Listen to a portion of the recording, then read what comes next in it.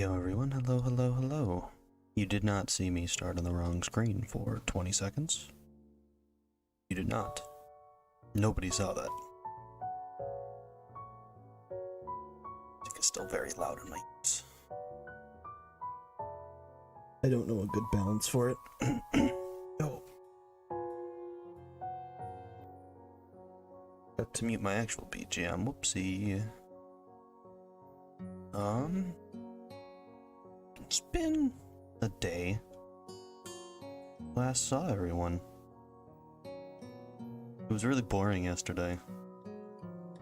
Didn't stream because I had to work from like 5 to 9, and that was one of the most boring shifts I've done lately. I got banh mi for dinner, and then I sat and didn't do anything for 4 hours. I forgot to grab my...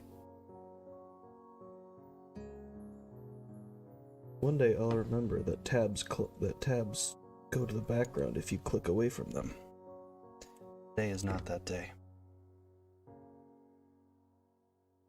I guess updates before tomorrow, because tomorrow's Monster Hunter again. I finished my set of Astalos armor. I've done like all the content in Master Rank 1 through 4. I am out of things to do. I'm very glad tomorrow is Malzeno. Otherwise I will be just without anything to do. Last Katawa Shoujo stream was Thursday. No. Wednesday. It was Wednesday, and it was a short one because it was Hanako's second act. 1, 2, 3, 4, 5, 6. Only seven scenes in hide and seek. But there was a lot revealed to us. We learned that both Lily and Misha and Shizune, to an extent, are very interested in our new friendship with Hanako. They want us to do something about the fact that she is so shy and absentee. But we don't know what exactly they want us to do. Makes us a little bit upset. Because we haven't done really anything different, we feel. So it feels like they should be able to break through, but... yes, it's us. We had tea in Lily's room, which was very nice. And then, the final scene of Act 2, we find out that Lily told Hanako about our heart problem. So Hanako revealed part of the accident that put her in Yamaku.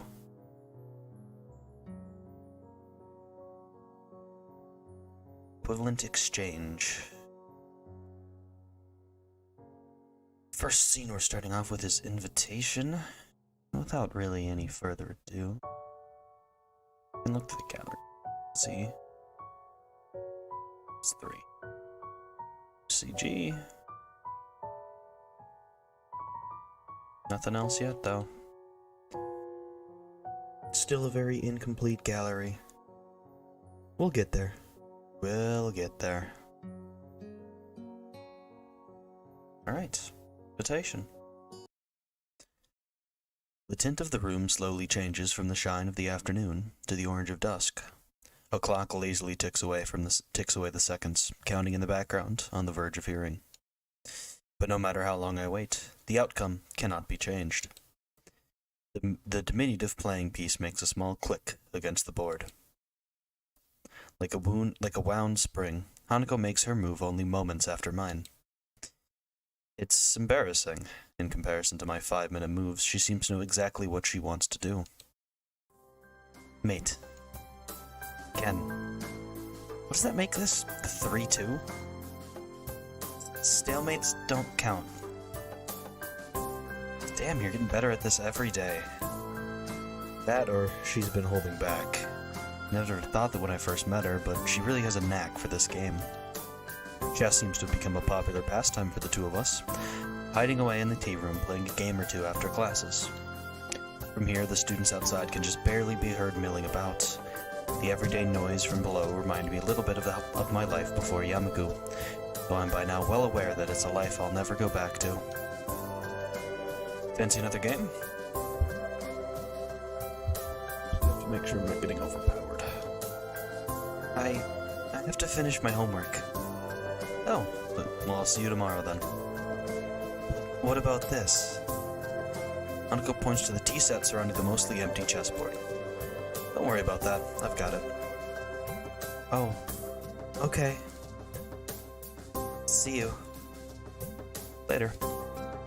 Hanako departs as I start cleaning up the area. The occasional whistles and cheers from the sporting clubs outside become less frequent, eventually approaching silence. Part of me still wants to be in some kind of team. Since I played soccer and other sports before my accident, I guess it's only normal to feel nostalgic about what I can't do anymore. But I have other reasons for that, and that for my coming here so often. And I don't feel so bad about losing that part of myself because of them. Lily is a good friend by now. It's the small exchanges I have with Hanako that feel especially dear. Small victories I feel every day as I see more of what she's like under her self-imposed shell. That's why I come here most of all.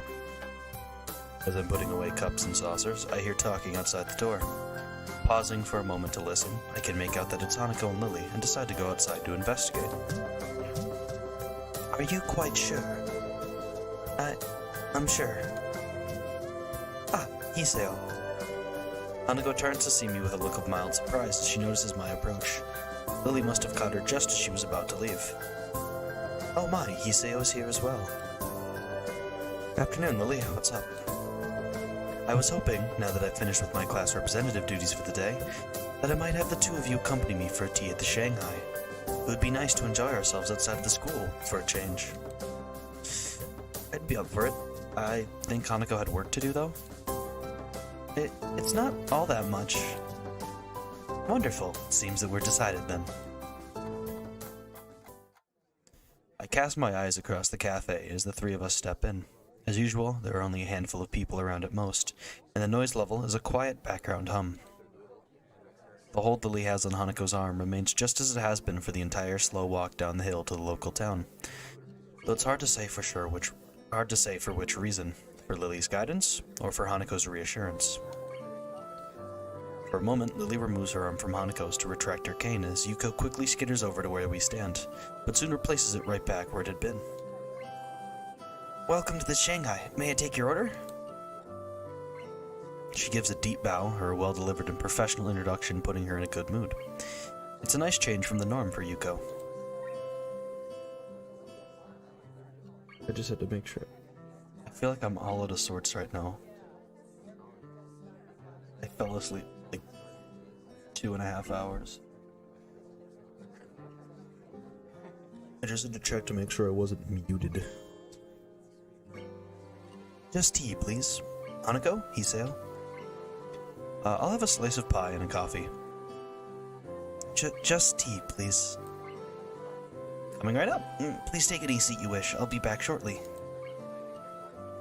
Yuko gives a smile and a nod before shuffling to the counter, and we make our way to some empty seats by the window in quick measure.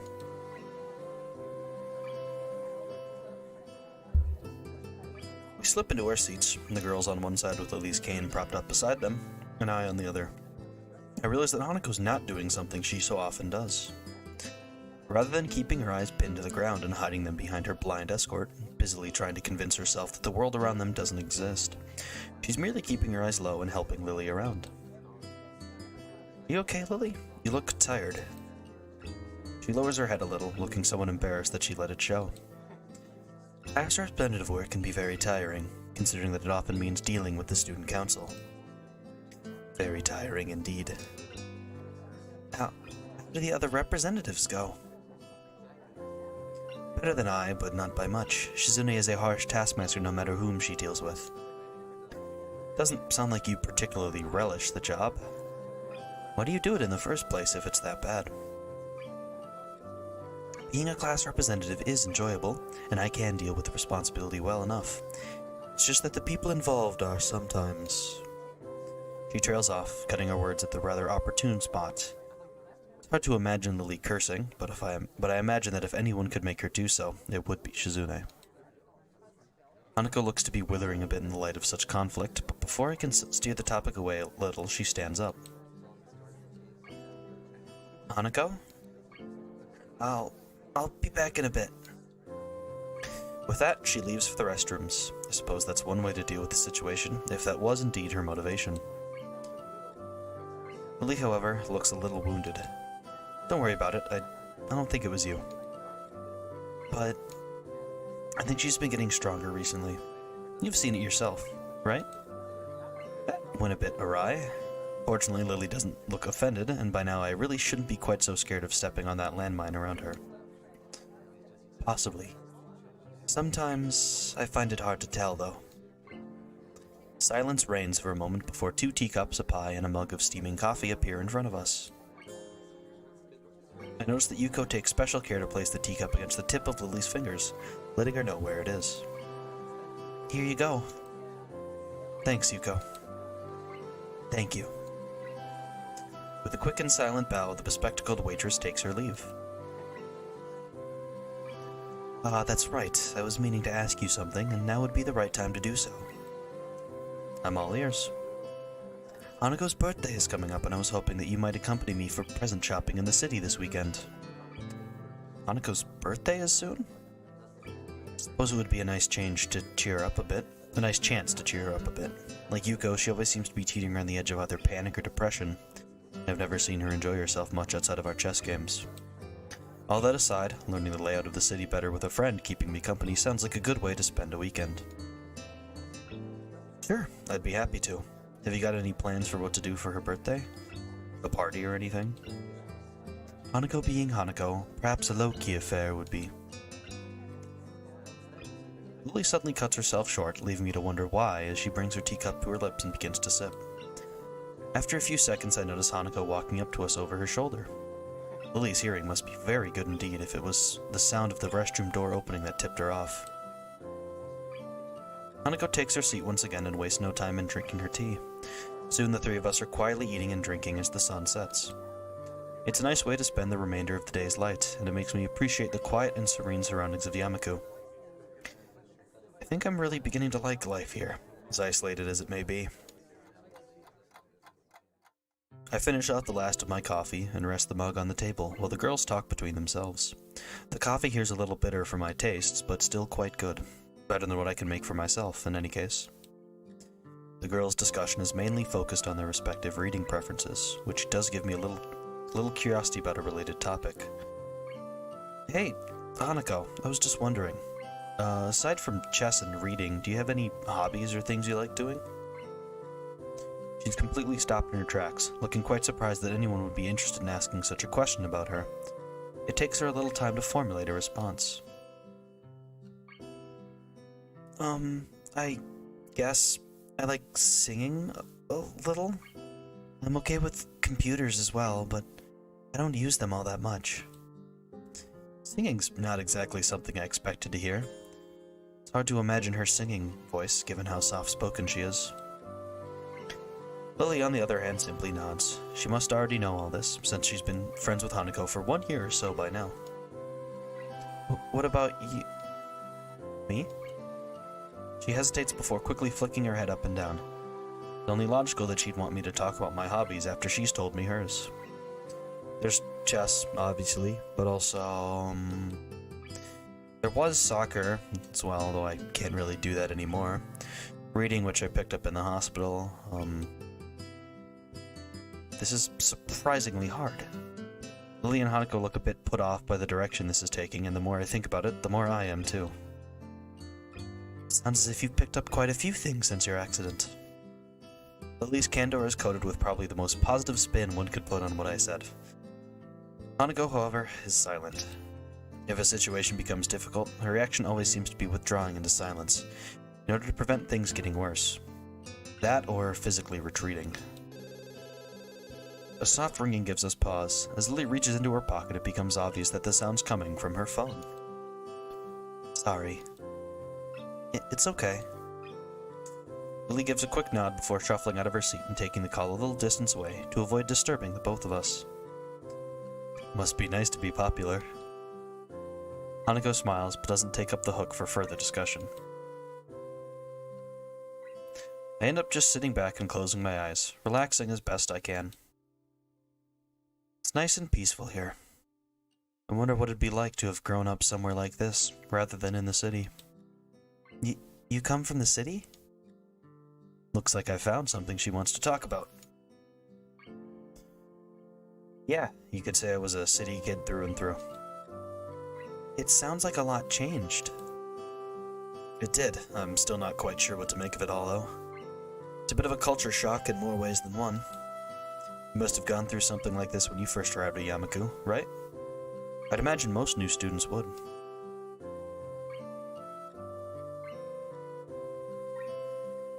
Not really. Hanako gazes a little to the side, looking unwilling to go on. I tilt my head inquisitively, but a couple of seconds pass with no further answer. But can't we deal with that on Monday? The fallout is hardly settled from the last... I understand. I'll try to talk her down. You know what she's like when she gets locked onto an idea. Yes, thank you. I'll talk to you later then. Goodbye. Lily's conversation ends with the snap of her phone closing. She returns to her table, but doesn't take her seat. Need to go? Unfortunately, class representative work calls once again. I can come with you. It's alright, Hanako. I'll just be going straight to the student council. There's no need to spoil a fine evening on my account. Besides, if you were to accompany me on our way back to the school, who would keep our poor Hiseo company? Okay. I can join you for tea again later tonight if you'd like. I may well need it. We agree on that plan, and Lily says her farewells to the both of us, taking her cane after Hanako passes it to her. Despite my offer to pay for Lily's share, she insists on giving us her portion of the bill and gives her regards to Yuko as she takes her leave. And then we're alone. It may be all well and good to leave Hanako and me alone to have some time together, but all it typically means is the two of us sitting in near each other in silence for a while. I wonder what I must look like to Hanako. I never thought of myself as a scary person, but to have someone my own age acting this way around me makes me intensely self-aware, as if it's my fault that she's so troubled. Ooh. She might get more used to people if she were to stop being so cloistered in Yamaku, but then again, when even people much older than her react so strongly after a single glance at her face, she may well feel the same way I do now. It's a real catch-22. If she stays in Yamaku, she won't get used to socializing. But if she leaves, any effort she might try would get thrown back at her by the people who can't deal with her scarring. Want to order something else to keep us going? We haven't had much of a dinner after all. Hanako brightens and nods vigorously, glad that I brought up the topic for her. I catch Yuko's gaze and she dutifully comes over to take our orders. Would you like something else? We'll just have a sandwich special and a hot chocolate. A bit late for coffee by now. Hanako? I'll have the same. With a nod and a bow, Yuko turns on the ball of her foot and returns behind the counter, where she busies herself fishing out bread and condiments and working the machine to make our drinks. Not a word is said between us until Yuko comes back. She smiles and gives us our food and drinks, before moving to a customer who's called for her attention. I give up on the prospect of having much of a conversation with my companion, and decide to just enjoy the meal, small as it may be. It tastes nice, as does most of the food here. After having a few mouthfuls, I notice something's missing, namely the sound of Hanako eating. Looking back to her, I see Hanako fidgeting a little behind her untouched sandwich. Not hungry? She shakes her head from side to side. Even as she does, the patch of hair she keeps over the right side of her face still does its job in hiding it almost entirely. It's not that. I was all ready to have your share, too. You looked troubled. Is something wrong? I'm startled by her thinking that I'm the one who looks troubled, but on second thought she's probably right. My face may have given away my emotions without me noticing, and she's hardly a dim person, quite the opposite. We're Friends, right? Friends. From the tone of her voice and shrinking posture, it looks as though I've hit yet another landmine. This is another reason why interacting with her is difficult. The self-imposed psychological barrier she puts up between herself and others, including me and most likely even Lily. It's a shame that I think that we are... I'm a little taken off guard by Hanako's straightforward answer, all the more so since I was about to give up on getting any reply at all. I see. Am I wrong? Sorry, No, it's just... Hearing confirmation of that from you is reassuring. To pick on what you said earlier, since coming to Yamaku, I've been a bit uneasy about how I should relate with others. I find myself chuckling a little. It's surprising how much of a relief that was. I can feel my face smiling as I pick up my cup of hot chocolate and bring it to my lips. That's hot. That's why I haven't eaten yet. I was waiting for my drink to cool down first. I guess I'll wait then. Both of us share a little chuckle. The situation isn't really that funny, but for some reason it feels like laughing is the most natural thing to do right now. I guess we're both a bit wound up about each other. I was so busy thinking Hanako was the one with something wrong, it took her to remind me that I was uneasy as well. Be that as it may, it still feels a little nice. A little nice to have someone thinking about me like that, in her own way. Following a long, quiet trudge up the hill and into the school grounds, the two of us find ourselves between the two dormitories. Regular night patrols pass between the male and female dormitory buildings, both for security and to quickly raise the alarm for any medical issues that may arise. The guard currently on duty notices us and gives a quick nod as he continues on his way. A loud yawn escapes from Hanako's mouth before she has the chance to cover it. I have little doubt she's fairly tired by now. I'd better be off to my room then. See you tomorrow, Hanako. Good night. We separate and begin to walk our separate ways, before I stop and look back. Hanako stands there, waving to me as she smiles. I smile and wave back to her.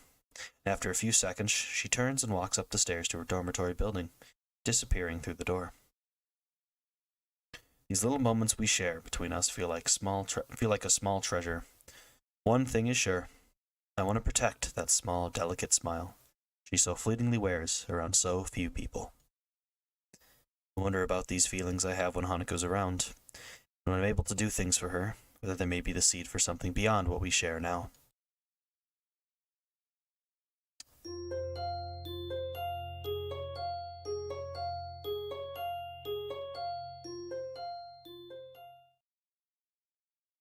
What the fuck?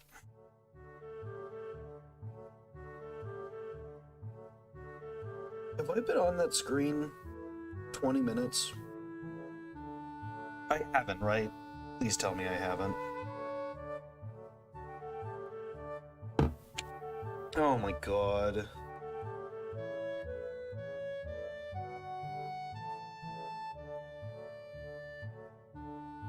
I'm a disaster.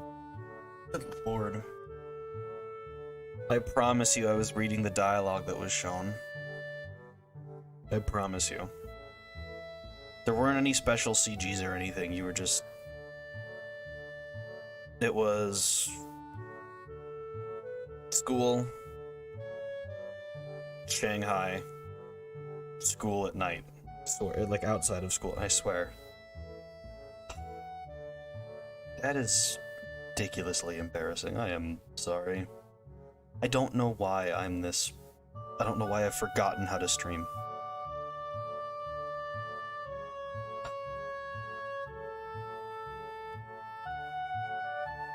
At least you could still hear the BGM. It didn't change.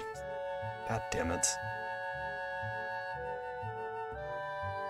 Should have been watching. I was looking only at my audio mixer and the actual, like, anything else.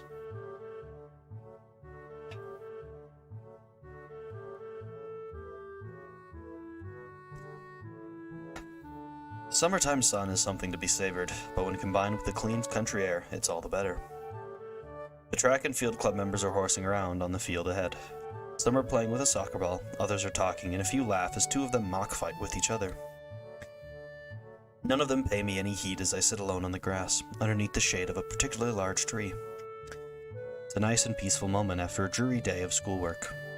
I played soccer pretty often before my heart attack, so I had thought it would be really nostalgic to watch them. What I'm feeling now, though, is quite distinct from that emotion. I'm at least glad I remembered it before this scene. I hear footsteps approaching from behind me, and I turn to my side to see one of my classmates taking a seat beside me. I'm taken off guard, as the two of us haven't talked much before, and I didn't think anyone would notice me here. Sup? Hi, Miuri, wasn't it? Just call me Miki. Surnames are too stuffy. Likewise, then. We both look back out to the field where the guys are playing. It looks like they're getting ready to have a second game, with people spreading out to their positions and the ball being carried to the center of the field. Sure enough, the whistle is blown to begin the match, and they get right back into it. Not gonna play? Nah, just gonna rest for a bit. What about you? You kinda look like you wanted to play when you were watching us before. So someone did notice me after all. It's kind of a long story. Her face says that I've piqued her interest. I'm in Yamaku because I got a heart condition. I can't really play soccer anymore. Wanted to be a soccer player, did you? No, I only really did it for fun. My friends played it, so I played it as well. Any of those guys playing around could have been me before my accident. But I don't feel like I have any real wish to go back to that either. It's a little hard to explain. I'm still decently physically built from the days when I played, even if my strengths largely left me by now, and I got on well with the other club members. When I think about it, I should feel pretty bad watching people play when I can't anymore. But I don't. Maybe it's a good thing, a sign that I've gotten over it and I'm ready to become a new person. Sorry, I'm kind of rambling. It's cool. I'm actually glad to hear it. It sounds like you really have your stuff together. Some of the people that come to Yamaku are pretty messed up at first. So you're a member of the track and field club then? Yep, been in it since I first arrived. I don't suppose you're friends with Emmy. Short, fast runner, no legs. I don't think there are all that many female track and field members. Emmy, everyone knows about her, don't they? But nah, I tend to get on better with guys, so me and Emmy don't really talk much. Anyway, what about you? Well, I'm not really in any clubs. Real clubs, anyway. You've been hanging around with Hanako and that blonde Amazon, though, right? Blonde Amazon. I suppose Lily has the height to fit that description, if nothing else. I nod in response without making too fine a point of things. Then don't worry about it. As long as you've got some friends, you don't need to join a club. A loud whistling from the field attracts our attention. One of the players is on the ground, clutching his leg, and the others stop play to jog up to him, leaving Miki grimacing. Ouch, that looks painful. That guy really has bad luck. She continues to look out onto the field. I can't help being reminded of her own injuries. Her left arm, ending in a stump rather than a hand, has been bandaged up for the entire time I've been in Yamaku, and her injury doesn't seem that new. She turns to talk to me again and catches me looking. Both of us sit in awkward silence as she takes her bandaged arm and holds it in her lap with the other remaining hand. I forgot that the... Sorry, I guess I'm still a bit... It's fine, really. Her tone is light, but neither of us says anything afterwards. Every disabled student here has their own way of dealing with their problems, and some finding their condition troublesome is only natural. I'm included among them, after all. The injured guy from the soccer game managed to get onto his feet with some help, and ends up hobbling off the field with one arm over the shoulder of another for support. Probably just pulled a muscle if he can still manage to walk. The whistle blows again and the game continues once more, with one less man on the field. Hang out with Hanako and that blonde girl. You keep some pretty strange company. How so? It's just that Hanako's kinda... I don't know... shy. No, it's not really that. It's just, she's got some issues, I think. Can't really put it in a nice way. Not that I don't think she's a nice person, though. She's perfectly nice. Just hard to deal with. Sounds like Miki, or at least some other people in the class, have tried to get close to Hanako in the past, and that it didn't go well. I think your judgment is rather harsh, given that everyone, not just those in Yamaku, has their own issues. Then again, I haven't known Hanako for that long, so it wouldn't surprise me if there was some stuff I didn't know about. I'll just take it as it comes. She's a nice person, and I think that that should be all that matters. Miki's eyes narrow a bit little, and her smile spreads.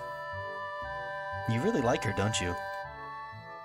Miki certainly doesn't mince words. Well, do we?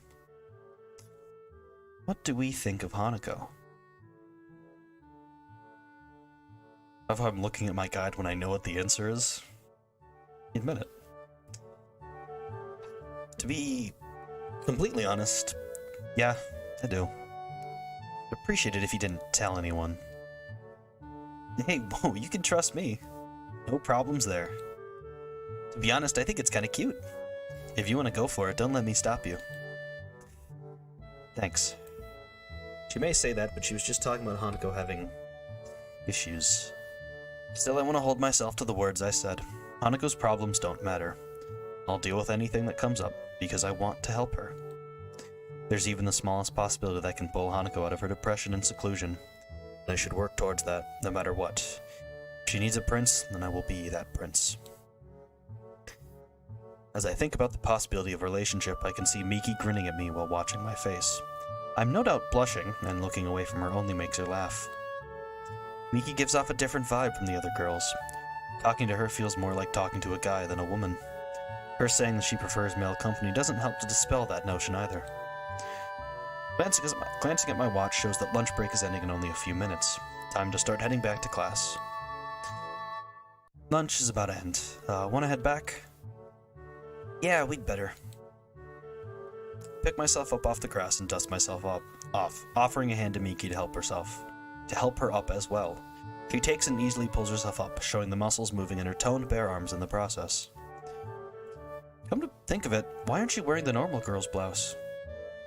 Yeah, it's too hot and constricting. The boy's uniform is better anyway. God damn it, She throws her arms around a bit to emphasize her point, which has the side effect of showing off one particular part of her body that would be especially constricted by the blouse. Thanks, Iseo. Two of us start the walk back to the main building through the gardens, talking as we go. Sounds like you're settling in well. That's a relief. It was pretty surprising to get a transfer student this point in the year, considering the exams are coming up. Don't remind me. Don't worry about it then. Don't worry about them. Just cram it and you'll be fine. That doesn't sound like good advice. She taps my shoulder a couple of times as she grins. I don't think she takes school very seriously. You seem like a smart guy, and Mitoi's taken to you well already. You're like a hand in a glove. Now to work out whether that's a good thing or a bad thing. I still don't know what to make of this school. I've been here a few weeks already, but I still feel dazed at times. They'll get used to it. Just give it some time. It's only a high school, just like any other. She makes it sound so simple, but I've never thought about it that way. To me, Yamaku symbolized a marked shift in my life. I was no longer normal, I was different, and was to be educated with other different people. And yet, I'm walking back to class and talking casually with a classmate during lunch, after watching some others play a soccer game. All perfectly normal. Maybe she has a point. Maybe I should just look at Hanako in the same way. Everyone has their own issues. This is hardly something unique to Yamaku. After all, it's only a high school, just like any other. As we continue to talk, I find myself smiling. Miki and I are very different people in almost every way, but it feels good to have gotten to know another classmate a bit better. So, take notes of a couple of those lines from the last couple scenes. I would say if she needs a prince, I will be her prince. And the one at the end of the scene where I forgot to go to the right screen.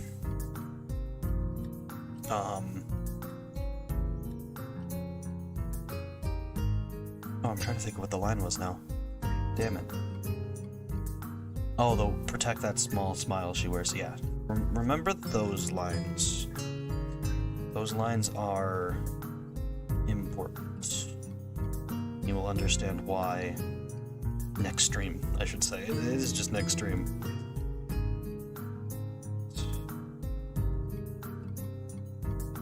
A light breeze blows the scent of early summer around my head while I wait for Lily. Small white clouds float in the sky, breaking up the monotony of the blue. Iseo, are you here? Lily's voice lilts on the breeze as if they were one and the same thing. I stop gazing into the sky to examine Lily. With a peach off-the-shoulder sweater and tan ankle-length skirt, in addition to tan sandals, she's quite a nice sight. Yeah, I'm over here, Lily, near the gate. Were you able to sneak away from Hanako? Yes. It's not uncommon for me to go out during weekends, so I don't think she noticed anything suspicious. And she has someone she sees. Lily purses her lips as if she maybe shouldn't have continued. I find it a little hard to believe. Hanako's seeing someone? Really? No, it's just... she sees a therapist every so often on weekends. Oh. Well, that does make a lot of sense. Lee rubs her arm uncomfortably, and after one look at her troubled expression, I quickly move to change the topic away from Hanako. Huh. Yes. Just wondering. You can get around the city on your own? Lily sighs at my consternation surrounding the topic of her blindness. I'm my own worst enemy, sometimes. I can, yes. It's easier when I'm out with a friend or my sister, though. Wonder how Lily gets along with her sister. Being an only child, it's hard to imagine what having a sibling would be like, so it makes me a little envious of her. Right, well then, the bus arrives in a few minutes. We should probably get a move on. Indeed, it's a long wait if we miss this one. With that, we set off for the bus stop on the hill. It's only a small distance from the school gate, so it's very convenient. It's a nice view from here. Coming from the city, I never really got to see scenery like this, let alone on a daily basis. This area is nice for me as well. It's tranquil and away from the noises and smells of the city. Lee's head perks up in a trademark gesture of hers, signifying that she's caught a sound. Oh, here comes the bus. I look down the road to see the bus trundling up the hill. Her hearing's quite a useful tool. The bus only takes a short while to reach the bus stop, forcing its way up the road. Within a minute, we are on our way to the city.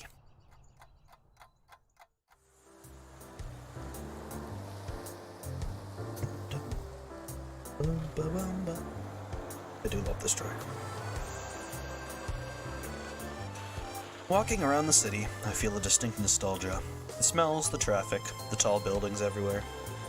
It's a lot like my native city, save for the raised walkways. It feels a little weird walking around a city as casually as I would in a park, but with cars rushing around underneath me. As I'm busily pondering the engineering marvel that is the raised walkway, I get a surprise. It takes a moment for me to realize that Lily has wrapped her arm around mine, extending her cane in front of her with her other hand. For a moment I'm startled, but I managed to keep enough of a lid on it for Lily not to notice. Well, it's not the first time that Lily's relied on me for guidance. She'd only held onto my sleeve's cuff before. It's logical that it would be easier for her to navigate crowded and complex areas such as the city while securely linked, but I'm far from being used to this kind of contact as Lily is. Finally realizing the growing silence between us as Lily waits for me to get moving, I quickly kick my brain into gear. You know, it was quite a surprise that Hanako likes to sing. Have you ever heard her do that before? I have indeed. We've been to karaoke sessions several times along with my sister. I can't say I take to the activity much, but the other two like it. Maybe Hanako doing karaoke is more fitting than I initially thought. Just her and those she knows, all alone in a little room. Give her a rare chance to let her guard down with nobody else there to judge her.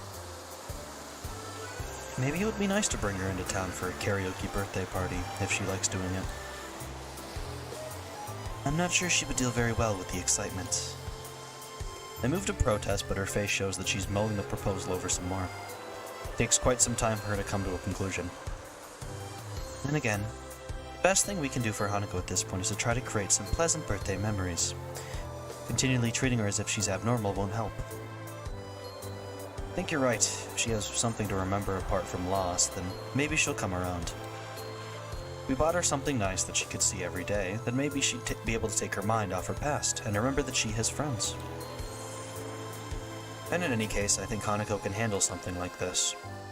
In the time I've spent beside her, I've learned that she isn't quite as frightfully fragile as I first thought she was. So, shall we be off? I'm not really sure about the layout of this area. Very well. I might like to suggest having something to eat first. Haven't either, so that sounds like a good plan. Make sure you choose a nice place, Hiseo. She gives a teasing smile, one that makes me smile reflexively in response, even if she can't see that. I'll make very sure I do. Don't worry about that. Once inside, I order 2 slices of pie and accompanying cups of tea, and take them back to our table.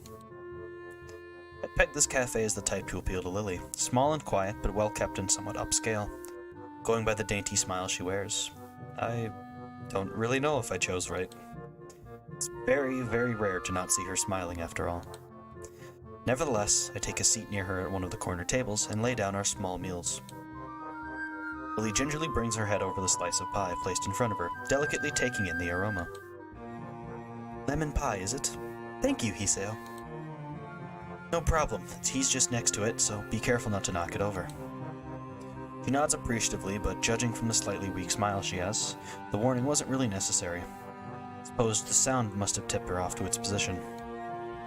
We both tuck into our food without further ado, both of us remaining largely silent as we do so. Lily isn't the type to appreciate discussion while eating, and I can't say I like it either. Eventually we finish both our meals, and the last of our teacups follow in short order. Lily's the first to break the silence. That was very nice. I must say you've chosen quite well, Hiseo. This is the first time I've really had much of a look around the city, so all I could really do is choose somewhere that looked nice. Sorry. I feel really bad for inadvertently bringing up the subject of sight around Lily, but she doesn't appear to mind much. Quite the opposite, she almost looks amused by my awkward attempt at an apology. You are thoughtful, Hiseo, but sometimes I fear that it gets the better of you. There's no need to change your speech on my account. Lily truly is pretty comfortable in dealing with her condition. I still hasten to change the subject, as I can't really say that I share her confidence in the matter. Have you lived here for very long? It seems like you have this place pretty much sorted out. She quickly waves her hand in front of her face to dismiss the notion. It's nothing like that. I've attended Yamaku since the start of high school. But I didn't walk around the city very much, because Akira, my sister, picked me up and dropped me off. Oh, right, you mentioned not living in the dormitories until recently. It's quite a surprise. I just assumed she'd been living here since entering Yamaku at the least, which would give her a few years here. I've lived with my family for most of my life. Then I was just together with my sister. My family had moved to Inverness before long before. And Akira working longer hours, I ended up having to move. Inverness? Isn't that somewhere in Scotland? Oh, did I not tell you? My family currently lives in Scotland, the birthplace of my mother. My father's side is mainly Japanese, though. Oh. The question of what gave Lily her looks did cross my mind every now and again, but I never thought to ask. That answers that, then. To be honest, I'd never have guessed. Considering you have no accent, I'm guessing you were born here? Full marks. I am thankful for my heritage, though, as without it I'd likely not have been taught English so early in my life. And what of you, Hiseo? What about me? Gives a moment's thought. She probably should have thought of what to ask me before switching the topic. I'll go with... What are your plans for the future? To be honest, I haven't thought much about that recently. After my accident and subsequent months in the hospital, enjoying my life here with you and Hanako has been enough for me. In fact, I don't think I've thought at all about a future for some time now. It seems almost futile. This is your last year of school. After this, you'll have to fend for yourself one way or the other. It's not like I don't know that, I just haven't put much thought into it since then. She opens her mouth to continue, but gives a small sigh instead. She seems to have realized that she really doesn't know enough about my situation to go too deeply into this. Well, we all have our own pace. I just hope you'll take any chance you see. I understand. I'll think about it.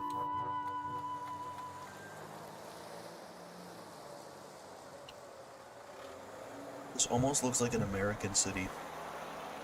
This in particular, it feels very American. I know it's not. I know from later screenshots that this is absolutely a city in Japan that they just kind of hit with a soften across it, but I'm not sure where. As we walk back out into the city, Lily takes hold of my arm once again. So, did you get any good ideas for a present? To be honest, no. I've never been very good at picking them. As absurd as it sounds, perhaps we should just look around. Hearing Lily utter those words throws me off for a moment. Right. How do we do that? That's just the reaction I was expecting. It's simple. You can go window shopping and just tell me what is around. If something interesting comes up, then we might get an idea. Right. I'm still not so sure of this, but I'll take your word for it. I think we'll manage. Hanako, my sister, and I managed to do it well enough. Yeah, you can see, you can tell from this kind of setup, it's definitely a Japanese city. It's not exactly English or American architecture. And the sign, though, you can see the pavement markings. Lily's simplistic and rather optimistic statement, we set off into the shopping district of the city, and I start describing everything I see to Lily. It's hard to think of Hanako going window shopping. Doesn't feel like the type to place much stock in fashion, nor have I noticed her reading magazines or the like. In fact, all I think I've really seen her do as a hobby is read books. There's a houseware shop just ahead. Looks like it's mostly crockery, though. I can't think she'd have much of a need for that, and what type of message would that send to her? Cook more food? Not such a bad idea, maybe. Sometimes it's best to leave these things alone, Hiseo. Once again, I get the feeling that Hanako's exploits in the kitchen aren't always successful. Lily must have had to help her with that sometimes. Let's see, next along is a bookshop. That seems like a good one. She's always reading. Yes, but there are a few problems with books. I'm not quite sure what she has and hasn't read. What about a gift card, then? There's nothing as impersonal as giving someone a gift card. Like saying, I don't know enough about you to work out what you'd like. I always thought of it as making sure they got what they wanted. Giving people gifts is supposed to show them the level of affection you have for them. You can't decide on a simple gift for them, and how much could you think of them? Right, no gift cards. Lee seems overly passionate about this, but I can see her point. If you're going to get something for someone, then you should put at least some thought into it. If I want to get something for Hanako that reminds her of us every day, then what good is a gift card? In that case, what did you get Hanako last year? A porcelain doll.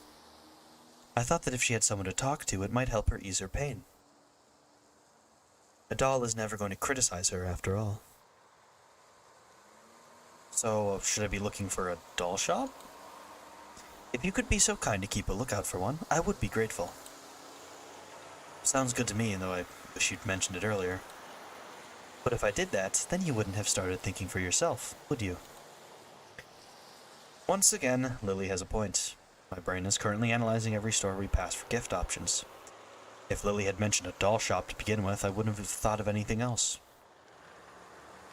We wander through the city streets, but seem unable to find anything that resembles a doll shop, or anything that I could consider a fitting present. The simple act of searching is starting to clear my head. The events of last week are starting to fade away, and I'm looking forward to giving Hanako her gift. If I can find one, that is. This is hopeless. I thought I'd be able to find something in the city for sure, and I'm sure we've walked down this street at least once before. That almost sounds like you're giving up, Hiseo. I'm not, but it's a lot harder than I thought. Try not to be so restricted in your thinking. Maybe we should actually go into some shops and have a look around. That might work. I've never really been any good at window shopping. Lily and I circle around the city streets once more, this time popping into stores that catch our attention. In the end, though, Nothing comes up as especially appropriate. Haneko's tastes are often quite hard to pin down at the best of times, thanks to her intensely private nature. Those tastes we do know are hard to accommodate. Maybe take a break for a minute. I'm a bit exhausted. I agree and leave Lily to rest against a railing while I go get a couple of drinks from a nearby vending machine. Walking up to the vending machine and grabbing myself some lemonade, I find myself at a bit of a loss. Not really knowing Lily's taste, I decide to take a guess and grab something that seems a little girly but not too weird. Strawberry-flavored milk. Back. I walk up to her and place the carton into her outstretched hand, making sure she has a grip on it before letting go. She feels out its contours before opening and taking a very tentative sip, her approving smile afterwards telling me I made the right choice. We both rest and have a quiet drink for a few minutes. A familiar soft ringing begins to sound from Lily's side. She quickly apologizes as her hand goes into her pocket, pulling out her mobile phone. Do you mind if I take this? It's fine, don't worry. She nods to me and thanks before turning away and flipping the phone open, bringing it to the side of her face as she picks up the call. Going by the tone of Lily's voice, the person on the other end is no doubt some friend or another. I tune out of their conversation pretty quickly, as the snippets that Lily says makes it sound like little more than gossip. Without much else to do, I find myself watching Lily. Lily is a pretty girl, which would hardly hurt her popularity in school. It's interesting just how much Hanako and Lily contrast with each other in both personality and appearance. For a few minutes, I just lean back and drink, watching her. Before long, Lily says her goodbyes to the person she's talking to and hangs up, placing her phone back in her pocket and leaning back against the railing as before. Sorry, just a friend from class. Take one final swig from my can before throwing it into the bin. Lily gives me her carton to throw away soon after, finishing it off relatively quickly. You seem to have a lot of friends. Oh? Lily waits for me to continue, her interest piqued. Just thinking that you and Hanako contrast really heavily. It's hard to imagine Hanako doing a lot of the things you do, or knowing the people you know. You seem to think about Hanako quite a bit. I don't know, it's just... she's mysterious, I guess. I kind of want to know more about her, which isn't that easy. It almost sounds like you're doubting your relationship to her. I don't think it's that. I just want to do more for her, being her friend and all. I don't even really know how she sees me. The statement seems to interest Lily quite a bit. I wonder if Hanako said anything about me to Lily during their conversations. I'm about to ask what's on her mind as she picks herself up from the railing. Shall we be off, then? Her voice and expression show that she's playing games with me. Lily knows damn well that she's leaving me hanging. With a sigh, I pick myself up off the railing as well and have a brief look around. We have stuff to do, so I'll just try and get back to her about this later. Okay, so that I actually learned how to go back without looking at the log. It's the scroll wheel. Tucked in between a newsstand and convenience store is a small shop. The sign above the door reads, Othello's Antiques, in decorative English script. It would be easy to miss if we were walking along the street, but since we're stationary and I'm purposely looking around, it's just noticeable. Say, Lily, that doll you got Hanako, was it new? Well, yes, but I'm not quite sure I know what you mean. I think we found our shop. It's across the road. Oh, what is it? Some kind of toy shop? It's an antique shop. I think it's probably going to be our best bet. Really? I didn't even know we had one of these near. Neither did I. I missed it the first time we went by here. It's pretty well hidden. Well then, it can't hurt to check. Inspired by this new find, we quickly dust ourselves off and head towards the store, Lily's hand finding its way to my elbow for guidance. I love this store. I love antique stores. I said it months ago, when I went to the one near me.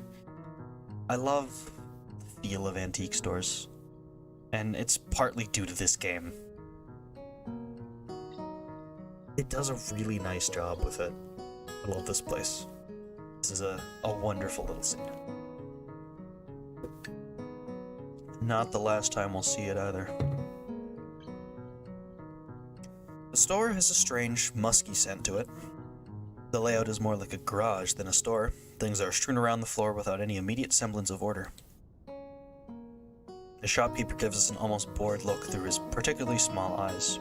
His face looks weary and tired, and his dress style is distinctly anachronistic. He gives us a polite nod of welcome before going back to his book. Lily holds tightly onto my arm, and I find myself having to split my efforts between making sure we don't miss a potential gift for Hanako, and making sure Lily doesn't inadvertently bump into anything. The task is quite difficult given the haphazard way the store is laid out. The many things poking out of the shelves they're on are sitting on pieces of furniture, but eventually we safely arrive at an old desk covered in dolls and teddy bears. I think this is the right place. There's pretty much every kind of doll you can imagine here. That should make the choice much simpler. Could you please pick one for me, Hiseo? I had a feeling it would come to this. I picture Hanako in my mind and try to imagine which of the dolls before me would suit her the best. My eyes wander across the collection. Each one is as exquisite as the one before it. The sheer number of styles is boggling, but eventually one catches my eye. Here, what about this one? I pick up a small porcelain doll that looks to be at least somewhat affordable. Dressed in a Victorian-era green dress with a little brown hat sitting atop its blonde hair, it looks a little like Lily. I gently pass it to her, who delicately feels her way around the object while wearing a look of slight concentration. It certainly feels beautiful. Do you think it would suit Hanako, in your opinion? I think it would. It could look good in her room. In that case, I'll trust your judgment. Will you be getting her something as well, or shall this be a shared gift? I'm not sure. I think I should get her something myself, but I don't think getting her another doll is such a great idea. Maybe. I let my voice trail off as I look around the shop. Resting on a writing table not far from us is a decorative box that catches my eye. Wait, here, I think I've found something. My, that was fast. I gingerly walk through a collection of crystal glassware and pick up the box. The wooden sides are covered in carvings depicting ancient battles around a castle. The top, however, looks far too familiar. Alternating squares of white and black varnished wood are arranged on the lid. It's a really nice item. It's a chess set from overseas. The store owner's sudden appearance startles me a little. I didn't see him approaching at all. I suppose he's trying to help us because we don't really look like we know what we're looking for. On the other hand, maybe he wants to keep an eye on us because he suspects we might shoplift instead. I'm looking for a present for a friend. I see. In that case, this chess set would make a fine choice. Realization floods into my mind. This is a pretty good-looking set, but this is an antique shop. They're not well known for their bargain prices. How old is this? This is a reproduction. My best estimate is that it's about 5 years old. See. How much? He thinks a little before telling me, which is slightly disconcerting. I'll let you take this now, for 7,000 yen. I balk a little. I wasn't expecting to spend that much, but this does seem perfect. Then again, maybe that's a testament to how well he worked out how much he could make me pay. Couldn't make it 5,000? 550, no lower. I'm sold. Oh, we'd also like to get that doll.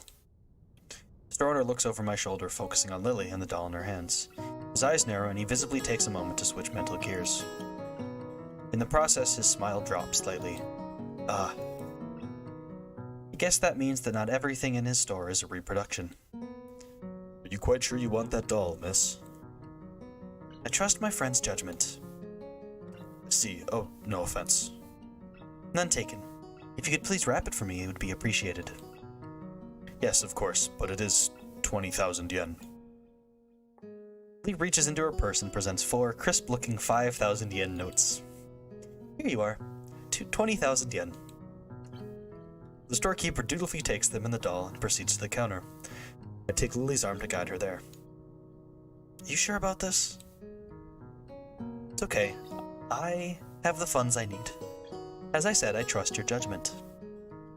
I feel a little guilty on 2 fronts. Firstly, because Lily has just spent a lot of money on my recommendation, and secondly, because I have a feeling the value of my gift isn't high enough.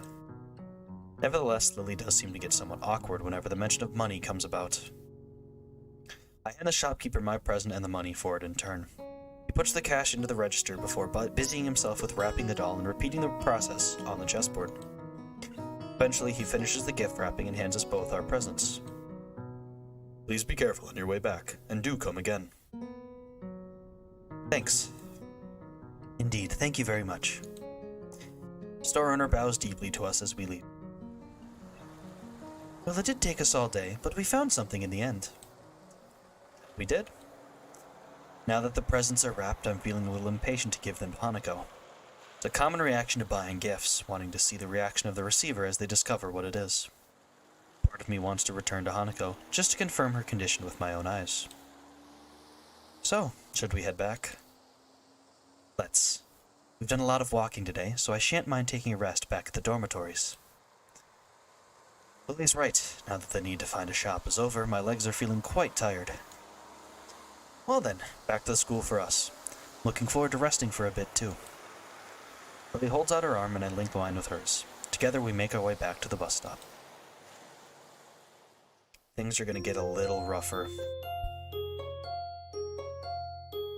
As someone who has insider knowledge to say, it's gonna get a little bit rough in the next two scenes. Falling. Yup. Look out for. To save ticket. End of Act 3, choose a different one.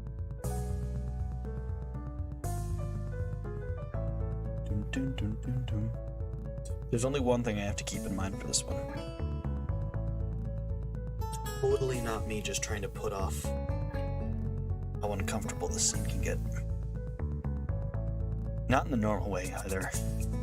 Mutoi reads equations and formulas to us one by one, in his usual unenthusiastic monotone, directly from the book. It's possible that he might be excited about what he teaches us. Sometimes he can display an awkward spark of passion for it, as if he's starting to get into the material. Most days, however, are like this one. What we're covering is fairly simple, so I find it increasingly difficult to keep my concentration on him. It's not too long until my legs begin aching again, which only makes it even harder. I'm almost starting to regret walking around the city yesterday with Lily. Since leaving the hospital, I've done very little physical exertion. Walking to and from the local corner store hardly counts. Despite Emmy's attempts when I first arrived in Yamaku, I've largely given up on the attempt of ever returning to my old level of fitness. I have little doubt that's why walking around town for so many hours has made me quite so sore. It's depressing and reminds me of one more thing I can't do since I had my heart attack. It makes me feel pathetic. Now, Ikizawa? It's odd for Mutoi to ask Hanako a question, but not unheard of. She quickly jumps to her feet, a little startled, and immediately pins her eyes onto him. She knows that Mutoi calling on her is rare, so all eyes in the classroom are going to be on her. This way, she doesn't run the risk of making eye contact with anyone else. Yes? In this particular example of a redox reaction, the combustion of methane reaction actually produces one more product than is listed. That product is? Even though it's a softball question, she timidly waits a bit before answering, biting her down slightly on her lower lip as if to keep her concentration. Heat? Well done. This is an exothermic reaction, with the reaction giving more heat than is put into it. Receiving a nod from Mutoi, Hanako takes her seat once again and gives a relieved sigh. A shaky start, but it's something. It'll be nice to take her out for her birthday, somewhere different from the usual isolation of her room, tea room. With the progress she's made until now, I don't think she'll have much of a problem going to the city. Right then, for the remainder of this class, I'd like you to work in groups of 3 or 4 on the problems in Chapter 12. I'll be here if you need me. Mutoi sits down behind his desk, pulls some loose sheets out of a folder, and starts on some kind of paperwork of his own. I thought teachers were supposed to do that kind of thing after class, not during it. Regardless, I look to my right to pick out someone to form a group with. Given the 2 smiling faces hovering near mine, I don't think I'm going to get much say in the matter. I suppose we have a group then. Hee-chan, you want to work together? Okay, that's great. It's really been a while. The class begins the process of noisily shuffling the desks around, with Shizune doing the same as she puts hers in front of mine. She's a little lucky not to be able to hear the din of the classroom, which is loud enough to cause some discomfort. Truth be told, working with Shizune and Misha is probably a really good outcome. Shizune and I are pretty good at this subject, and Misha has a really nice handwriting. As I look to Misha, I notice a tall figure behind her. The shadow catches Misha's attention as well, and she turns to face the dark-haired observer. Good afternoon, Hanako. Hello. Shizune finally notices Hanako after looking up and following the gazes of Misha and I. In quick measure, she taps Misha on the shoulder to get her attention, before signing away. Shi-chan says if you're looking for a group, you can join ours. Hanako looks down and blushes a little at the offer. Out of all the people in the class, Hanako's most familiar with the three of us, so it's reasonable that she'd come to us first. Then again, her actually coming up to a group with the intention of joining them is something she apparently very rarely did before. She leaves briefly to drag her desk over, and Shizune and Misha wheel back to me as soon as her back is turned. I guess we get to play again, Hee-chan. You hardly ever play with us anymore. Wonder why. You two always seem to have some ulterior motive. That hurt, Hee-chan. I'd almost think you were insulting me. But it's Hee-chan, so I know that you're joking. Such a great sense of humor about it. It'd be awful if someone were to take advantage of your good nature. Like making you help them with their work. Wahahaha. Shizune seems excited for a second, a little surprised that I'm willing to challenge her, but when she sees Hanako coming back, she backs off with a smile. I guess the mind games are over early today. Hanako gently sets down her desk in front of Misha's. Her eyes are locked downwards, and I'm left wondering why until I look around the class. Most are busy setting up their own groups, but a few are casting curious glances at her. At this range, it's hard to tell whether that is where their interest in her ends, or if they're talking about her as well. Strange. No one bats an eyelid when Hanako runs out of class to avoid group work, but now that she's making an effort, they're staring at her as if she's done something wrong. We all move to sort ourselves out, spreading our textbooks and worksheets around the larger surface created by the four joined desks. It isn't long before the class as a whole gets down to work. Hi, Hanako. Oh, one stretch.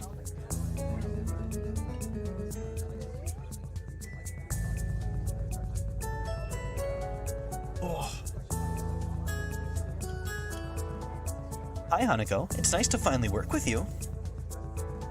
Yeah. Are you the reason Hee-chan has been avoiding us lately? Hee-chan says it's a little rude, but if Hee-chan wanted to spend time with a cute girl, it's understandable. I don't think it's like that. Hanako starts to fidget, unused to this kind of attention. I think that an ordinary person would drop the conversation by now, but Misha's like the antithesis of Hanako. Part of that includes being blind to ordinary social cues, while Hanako is overly sensitive to them. Because of that, Misha barrels ahead of the questions too quickly for me to get a chance to interject and guide the discussion somewhere more comfortable. Really? So, he wasn't hanging out with you yesterday? No? I can feel my cover being blown already. Lily didn't want Hanako to know that we were out buying presents for her, let alone planning out her birthday party. It wouldn't be good for her to find out. Yeah, I was doing something else. You know how it is. Really? I wonder what was so important for Hee-chan to blow us off like that. If it wasn't to spend time with Hanako, then what could it be? It's really interesting. Now this is starting to feel like an interrogation. I'm surprised at how Misha is able to exert such a feeling of pressure without actually intending to. You with Lily? Out of nowhere, Hanako manages to stumble on the answer. She may be dreadfully quiet and shy, but she's very intuitive. What makes you say that? Yesterday, Lily said something similar. Suspicious. Hee-chan, I demand that you explain yourself. Shouldn't we be doing the assignment? But it's so mysterious. Even Hanako wants to know. Turn to look at Hanako. It's true, from the expression on her face. It's obvious that she wants to know as well, and I think we're past the point where I could weasel out of having to provide an explanation. I apologized to Lily in my mind. She really did want to keep it a secret, but now it doesn't seem possible anymore. I feel a rush of conflicting emotions, so jumbled that I can't readily identify them. But they crash around in my head as I try to calm down and speak. Alright, I'll tell you. Went to town with Lily, but it wasn't what you think. Lily and I were, for Hanako's birthday. Cat is out of the bag, but it looks like Hanako is taking it a little better than I thought she would. A brief silence passes around our little group as Shizune and Misha look at each other sheepishly. I can tell they didn't expect their game to turn out like this. Misha looks up to Hanako in order to apologize, then pauses. Hanako is staring at the middle of her desk and barely moving, a maudlin expression on her face. Guess I was wrong about her taking it well. Hanako? I'm sorry. A few seconds pause, but Hanako lifts and shakes her head. It's okay. Her expression looks odd, like she's very tired. It doesn't seem natural, but it's nothing alarming. Nobody really wants to continue with the current conversation, so we open our textbooks and begin our group work. This is pretty dull. While the equations we're supposed to work out as a group will take a while, most of it is going to be boringly mechanical. It also doesn't help that while that didn't go as bad as it could have, it has left an awkward atmosphere around us. Still, we manage. Shizune's face betrays that she has about the same expectations of our work as I do, and the two of us begin to write down our group's results. Misha, on the other hand, is scrunching up her lips and very visibly trying to make heads or tails of what we're doing. Hanako is looking on quietly, absorbing what we write and what I say. She usually has this same expression when the teacher speaks. It's a shame her attendance is so unreliable. With the way she takes in information, I think she'd do quite well in class, if she actually followed the lessons regularly. I wonder if this might be why Shizune seems so hard on her. Mina Lee, welcome to the stream. You've come a little bit late. We're in a little bit of an uncomfortable scene. But I'm glad you've made it out nonetheless. This scene's a bit rough. And you missed me stumbling over technical issues for the first 20 minutes, because I'm amazing. By following along, I can recap a little bit. This is Hanako's room. This is Hanako. Oops. I didn't mean to skip ahead, but... yeah, this is Hanako. In the last act, she told us about her scarring, which came from a house fire, and because she told us this because she found out about her heart condition. Earlier in this act, we went birthday shopping for Hanako.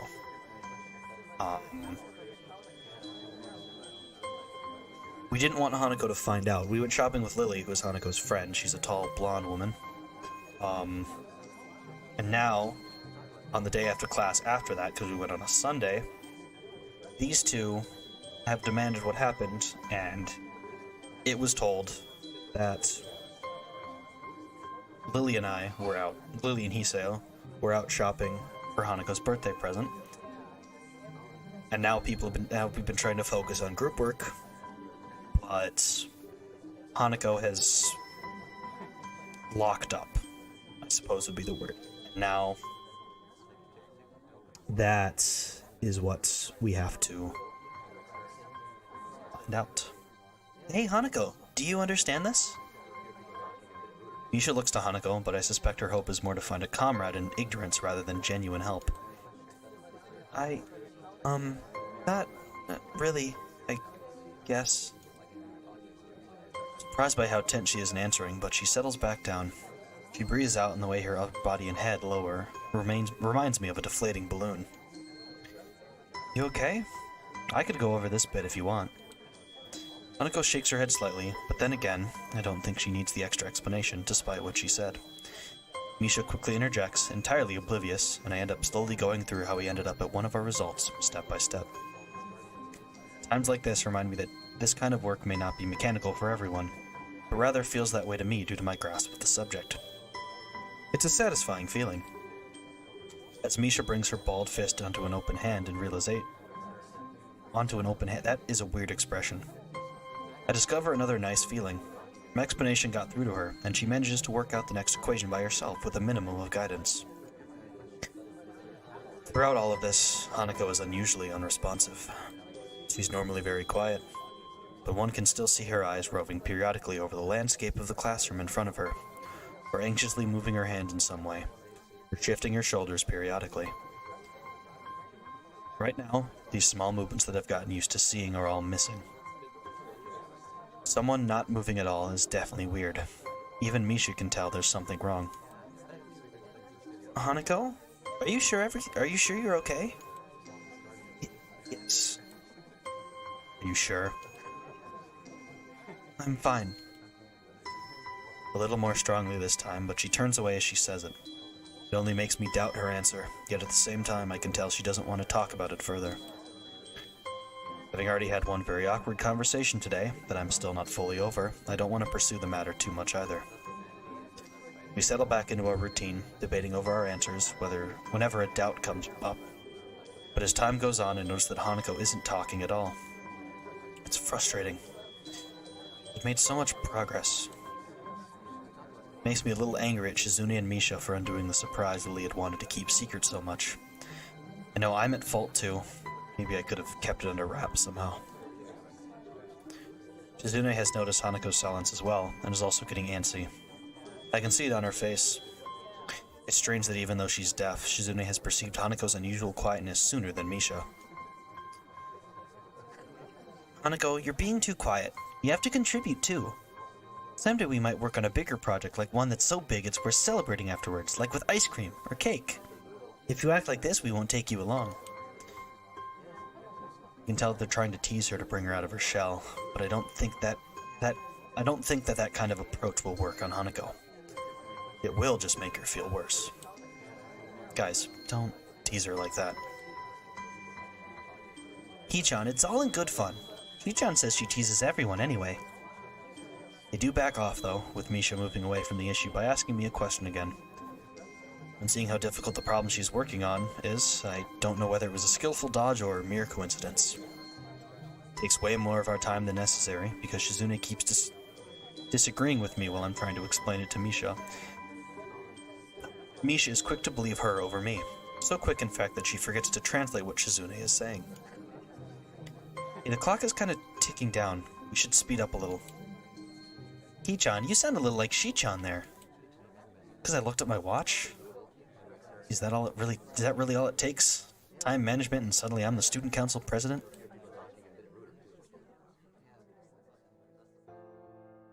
I look at Hanako's desk to see how she's doing, and freeze.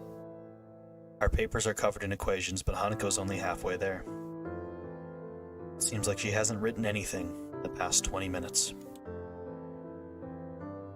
When I realize that, I want to kick myself for how dumb I've been. I should have known that someone as fragile as Hanako wasn't just going to brush off what happened so easily, but I've been too eager to move on from an awkward situation to notice. She has been slowly shutting down for the last half hour, and I had no clue. Her pen is still in her hand, but she doesn't slowly spin it around like she usually does. There isn't a single idle movement from Hanako. Only the fact that she tries to inch away once she feels Shizune, Misha, and me looking at her tells me that she is even still conscious. We look away, and at least in my case, it's partly out of shame that it's gotten to this point. Though on the outside she is shut down almost completely, I know that it's a different story on the inside. What kinds of things could she be thinking about as she tries harder and harder to shrink into herself, as if by willing it she could somehow disappear? Everyone is looking at her now, stealing quick glances in between putting the finishing touches on their work. Misha attempts to ask her what's wrong, but that only makes the problem worse. If she weren't frozen to her seat, she would probably run out of the room right now. Misha's questions are loud enough to be heard throughout the entire classroom, and for a second I'm ready to snap at her, because I can only imagine how much worse it's making Hanako feel. Of course, if I were to do that, it would only make the situation worse. I'd believed that Hanako had gotten stronger. She has, but it wasn't enough. I was too eager to believe it. Now, she's terrified, alone in the middle of the classroom.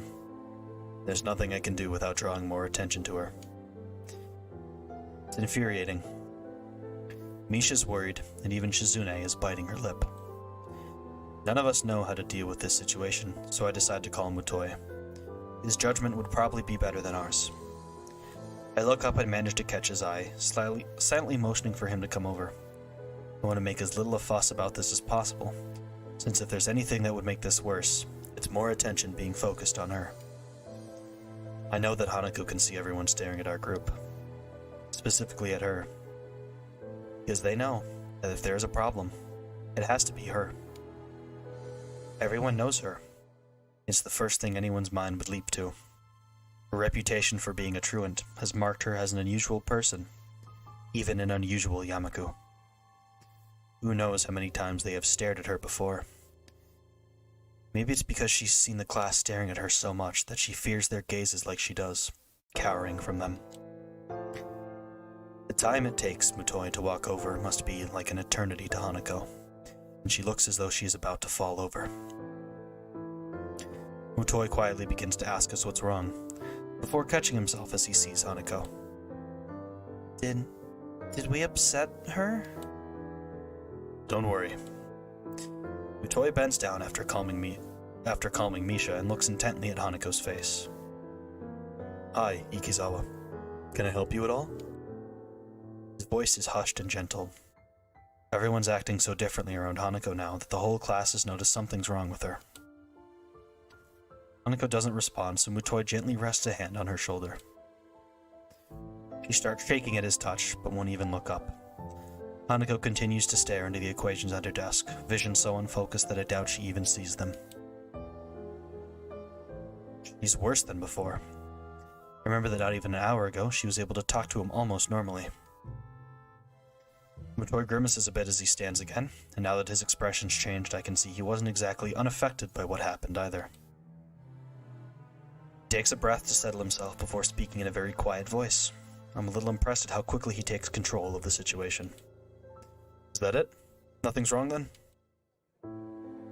Mutoi seems to say that to no one in particular. However, his words sound convincing enough that most of the people who are looking over at Hanako now turn away, getting back to their work. He gives a quick glance to his left and right. Several people at the desks around us are still staring curiously, but other than that, we seem to have escaped attracting too much attention. Mutoi notices me doing the same as him and smiles a little, in his usual stilted way. I think, for Ikizawa's sake, it would be good to quickly take her somewhere away from others. Kai, Nakamichi. God, whoopsie. Could you please take Ikizawa out of the classroom? I'll keep everyone settled, so please don't worry about anything but her, okay? He looks at Misha to tell her to interpret his words for Shizune, but she's already finishing her translation by the time he does so. It's remarkable how little thought she needs to sign, as she still looks quite dazed otherwise. Nodding, Shizune and I stand up and move to the other side of Hanako. Mutoi steps back to allow us some room, and talks to the table behind us as some people there have begun to mutter between themselves about what's going on. We look at each other before lowering ourselves in unison, taking one arm around each of our shoulders and lifting. Two of us begin to walk at a slow pace to make sure we don't inadvertently hurt her. As much as we try to make this look normal, I'm quite sure there would be many more gazes on us if not for Mutoi's distraction. Eventually, thankfully, we reach the door and go through. Nobody's outside as we walk down the hallway. Doesn't seem like it's making her more at ease than she was in the classroom. Finally, I ask if she wants to just sit down. For a while, we simply stay in place and wait for her to say something. Shizune tentatively rubs Hanako's shoulder a little, but there's no response. Eventually, she shakes her head a little when Shizune tries again. Both of us are looking at her, so we pick up on it immediately. Shizune's hand comes to rest on Hanako's shoulder as she awakens, her face lifting to two very worried and anxious people looking at her. She looks at us silently for a while. I'm initially worried she might freak out or do something extreme. But those fears prove unwarranted, as her expression slowly changes from an almost lifeless blank state to a more normal, withdrawn shyness. She wordlessly lowers her head, her eyes evasively moving to the side. She looks embarrassed, almost ashamed. I want to say something, anything to help. I can't, though. I don't really know what just happened, or even what caused it. I feel helpless and ashamed of myself for not being of any use. Shizune sighs before looking at me. Even without words, I think I can tell what she's asking. I'll take Hanako to the nurse. Is that okay by you? I try to communicate my intentions through hand gestures, but I don't feel like I managed to get through to her very well.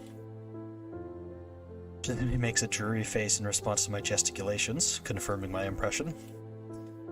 She stabs her fingers in the air decisively, first at me, then at Hanako, then towards the stairs. She waits for me to nod before pointing at herself, then pointing at the door to the classroom. I get the feeling Shizune is much better at this than I am. I nod at her, since her plan is after all the same as mine. Shizune gets ready to make her exit, but she only leaves after looking at Hanako for quite some time. Are you okay with me taking you to the nurse's office? Hanako doesn't say anything or nod, but she stands up in place by herself. And I begin to walk, she obediently follows. I've read about people being catatonic before, but I think this time I'm seeing it for myself. She looks extremely tired. After everything that's happened, it's not a surprise.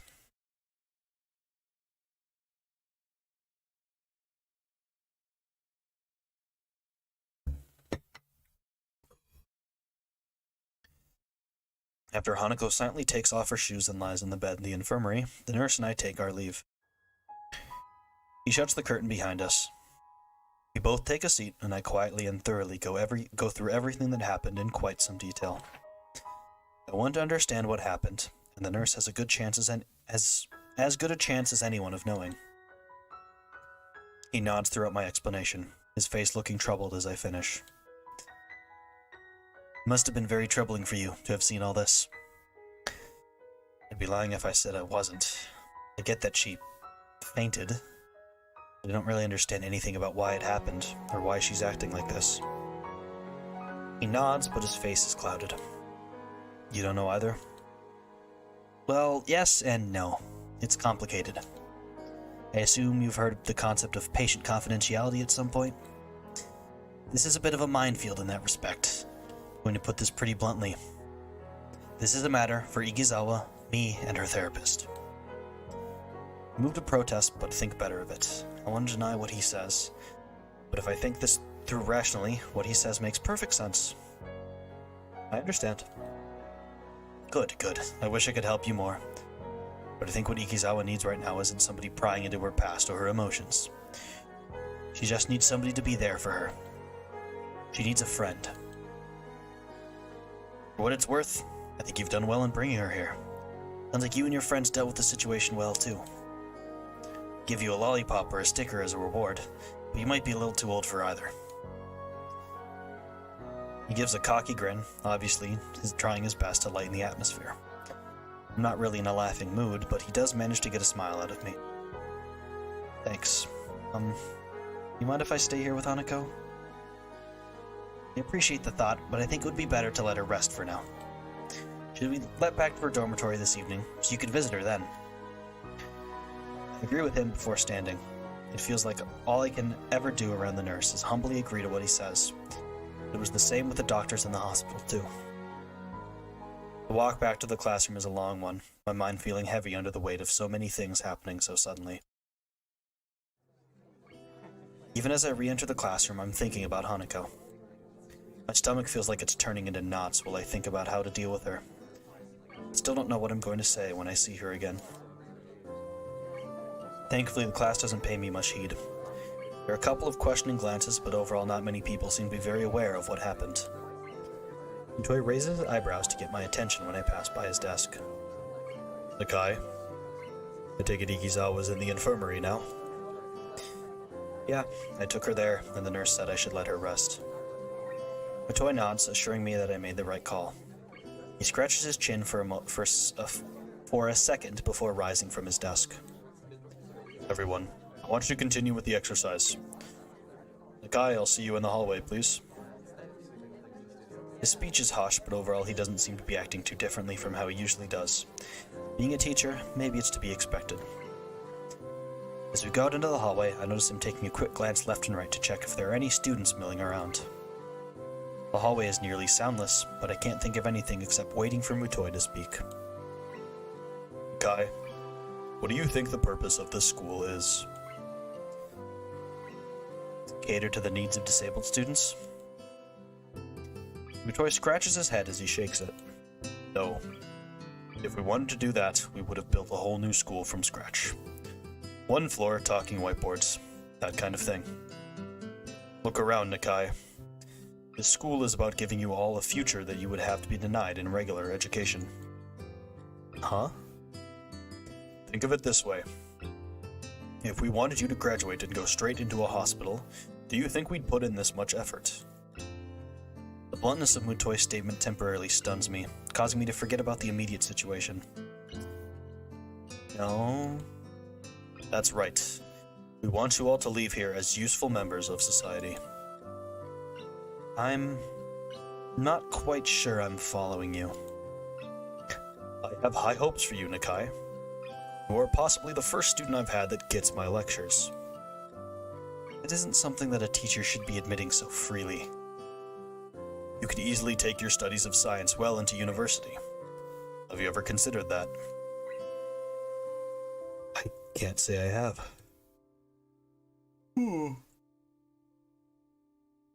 Well, what have you considered?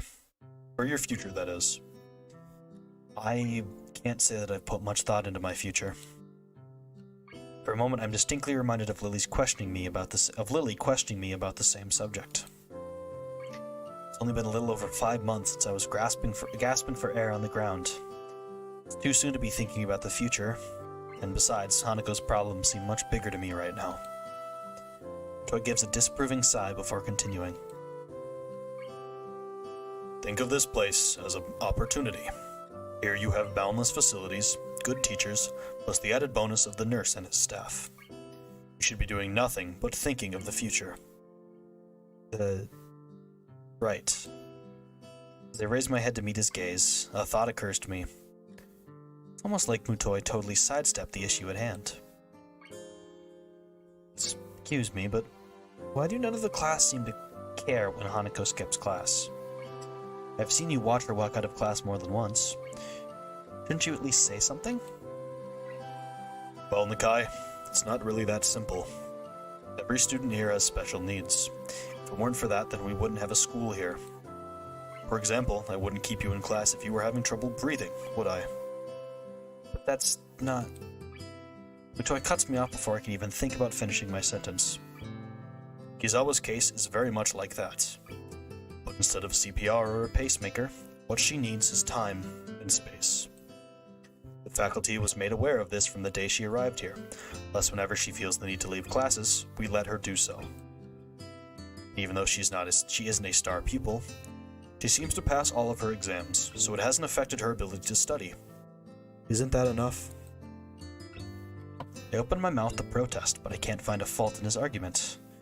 While her condition does at first seem to be wholly psychological, its worst effects have been on her psyche. Still puts me off, though. Isn't he just passing on the responsibility for her problem? Surely she can't go like this for her entire life. I understand you might not be used to this kind of thing yet. It's been a big change for you. That said, it's less than a year until graduation now.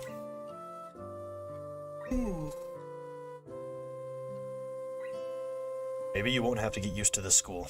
If you keep your head down, I'm sure you'll do well enough in your exams. I numbly nod, more to simply acknowledge that I'm listening than out of agreement. I felt like I was getting used to this school, but it feels like it's just been thrown back in my face. But what about Hanako? I believe, well, I hope, that she will perform well enough to do what she wants to do. What that is, I don't know. Not all students leave school with an idea of what they want to do, unfortunately. He takes care to emphasize the last word as if it wasn't quite clear enough already, gives me a moment to mull his words over. Today's been a troublesome day for you, and I doubt you'd be able to concentrate much anyway after all that's happened. I'll allow you to take the rest of the day off. Grades have been good in this class so far, which makes me think you won't have any troubles catching up on what we've been doing. Gives a small smile along with his praise, as to make up for the seriousness of his lecturing before now. Go collect your things, and I'll see you tomorrow. Right, thank you. Toy's roundabout speech has left my thoughts scattered. I'm still not any closer to working out what I can do to help Hanako, if anything, and my mind is all the more confused after what Mutoi said. I'm also still bothered by the fact that Hanako was helped at least as much by Shizune, her enemy by proxy, as by myself. But I don't know whether that is just male bravado or a genuine concern. While I collect Hanako's and my things from the class, I continue to try and sort my feelings. I want to say that I understand her, that I'm there for her. While I might have been able to say that just yesterday, I can't say it now. Wish I could.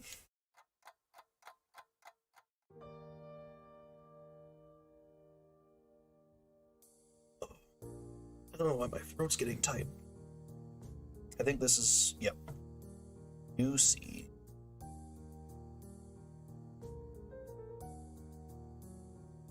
That's a tough scene.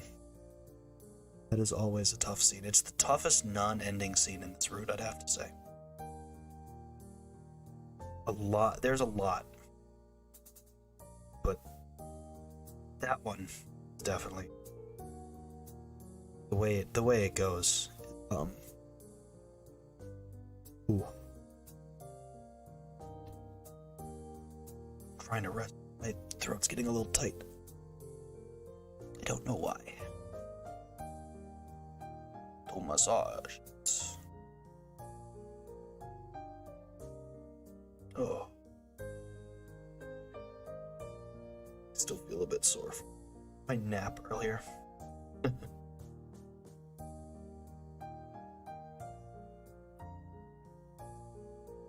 I think Nocturne would have to be one of my top 5 favorite tracks on this game. It sounds so nice, doesn't it? Such a nice track. Alright. Getting kind of close to the end. I lay on my bed, trying to collect my thoughts.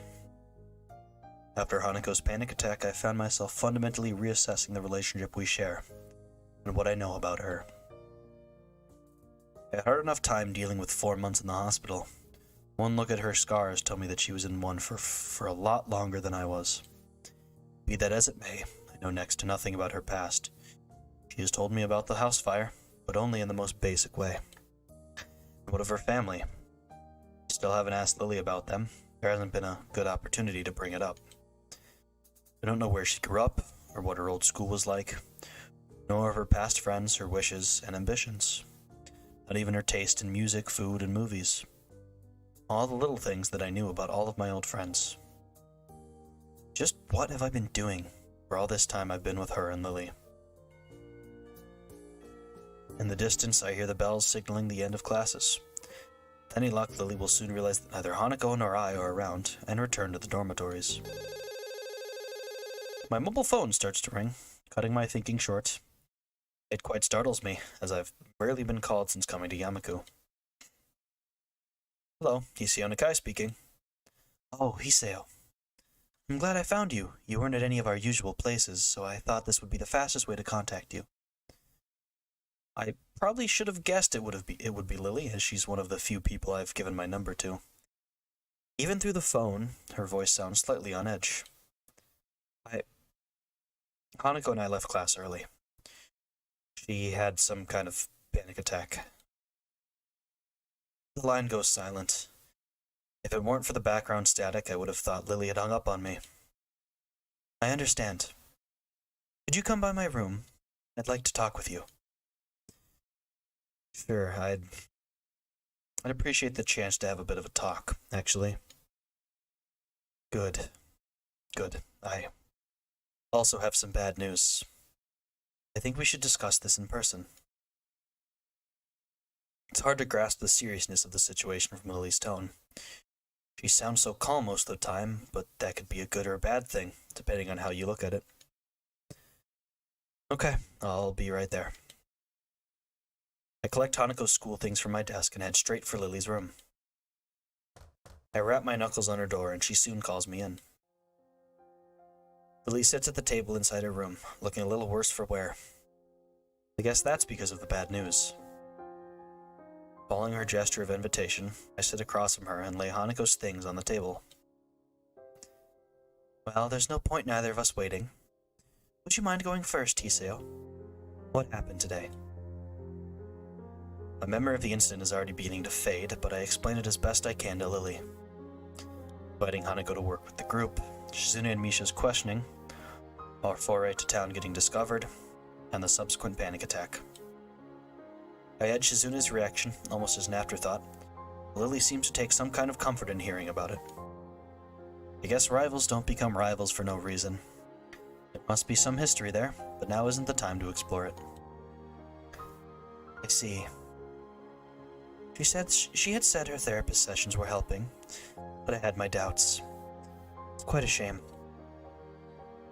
Her birthday has caused many problems before, but I'd hoped that she would have improved with you around, and the more intensive therapy. Where is Hanako now? Last time I saw her, she was in the infirmary. I guess she's gone back to her room by now. She wasn't in the library or the tea room when I checked, so I can only assume that too. You said you also had some bad news? What's the matter? Doesn't concern Hanako? Lily shifts her position, the body's way of saying she's searching for the right words. My aunt has fallen gravely ill. I'm afraid I'm going to be heading back to Scotland to visit her, and to spend some time with my family. What? Is she alright? When do you leave? I'm not altogether sure of exactly how she's faring at the moment, but last I heard she was stable. I'll be leaving Saturday. It's the earliest flight I could get. Stable. That's code for needs to stay in the hospital. I've been stable long enough to know that, and to know that it doesn't necessarily mean someone's in good condition, but merely treading water. On the upside, stable is much better than critical condition. At least she's not on the brink of death. Stable. That's a relief. Yes, but this means I won't be here for Hanako's birthday. I wanted to tell you now so we could think of something before we told Hanako. But after today's events, I'm not even sure if there's going to be an issue if we simply cancel the party. I don't think that's such a good idea. Hanako already knows that we were planning a party now. To go back on that seems like the wrong thing to do. Also, we should do something for your going away, right? You make it sound as if I won't be coming back. If all goes well, I should only be away for a week, though possibly two. That's one relief I get, at least. With that in mind, what do you suggest then? Given the circumstances, I don't think karaoke's really appropriate. You're not going away for the greatest of reasons, so having too much fun would feel wrong. What did you do for her birthday last year? Last year, I literally couldn't get her out of her room. She'd locked the door. All I could do was leave food outside for her, making sure that she was at least eating well. This is perhaps the most depressed I've ever seen and heard Lily act. I feel sorry for her, given how defeated she must feel to be unable to help her closest friend. Perhaps it would be better to throw the party before you leave, then. That does sound like it would be the easiest option. I think we should at least tell Hanako, both about your trip and her party. I have things from class as well. That's a good point. Should we go and visit her now? I think that would be a good idea. Part of me is dying to see Hanako. The last time I saw her, she looked like death walking, and these last few hours have torn me apart just thinking about that. We quietly get up and file out of Lily's room.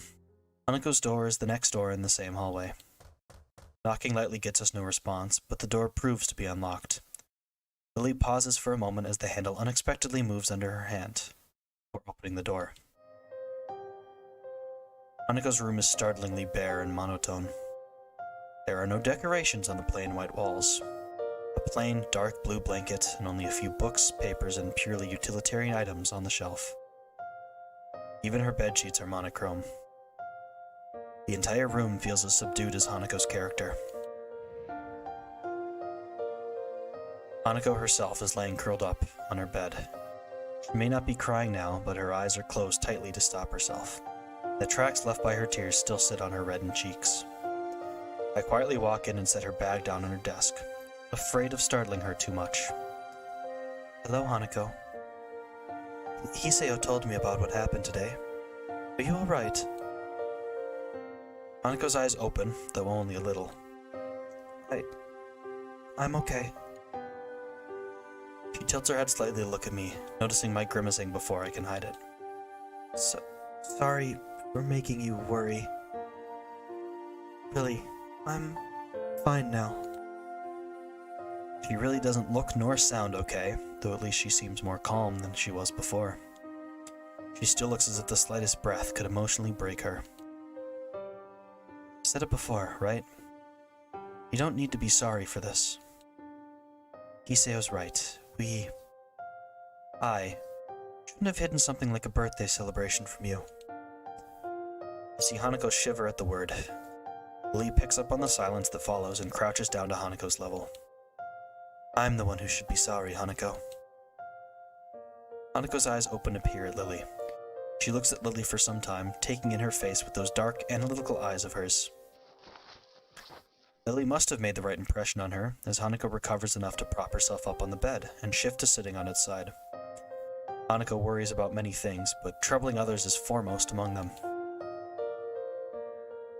Hearing Hanako shuffling, Lily moves forward and feels out the side of the bed, eventually taking a seat beside her and taking Hanako's left hand in both of hers.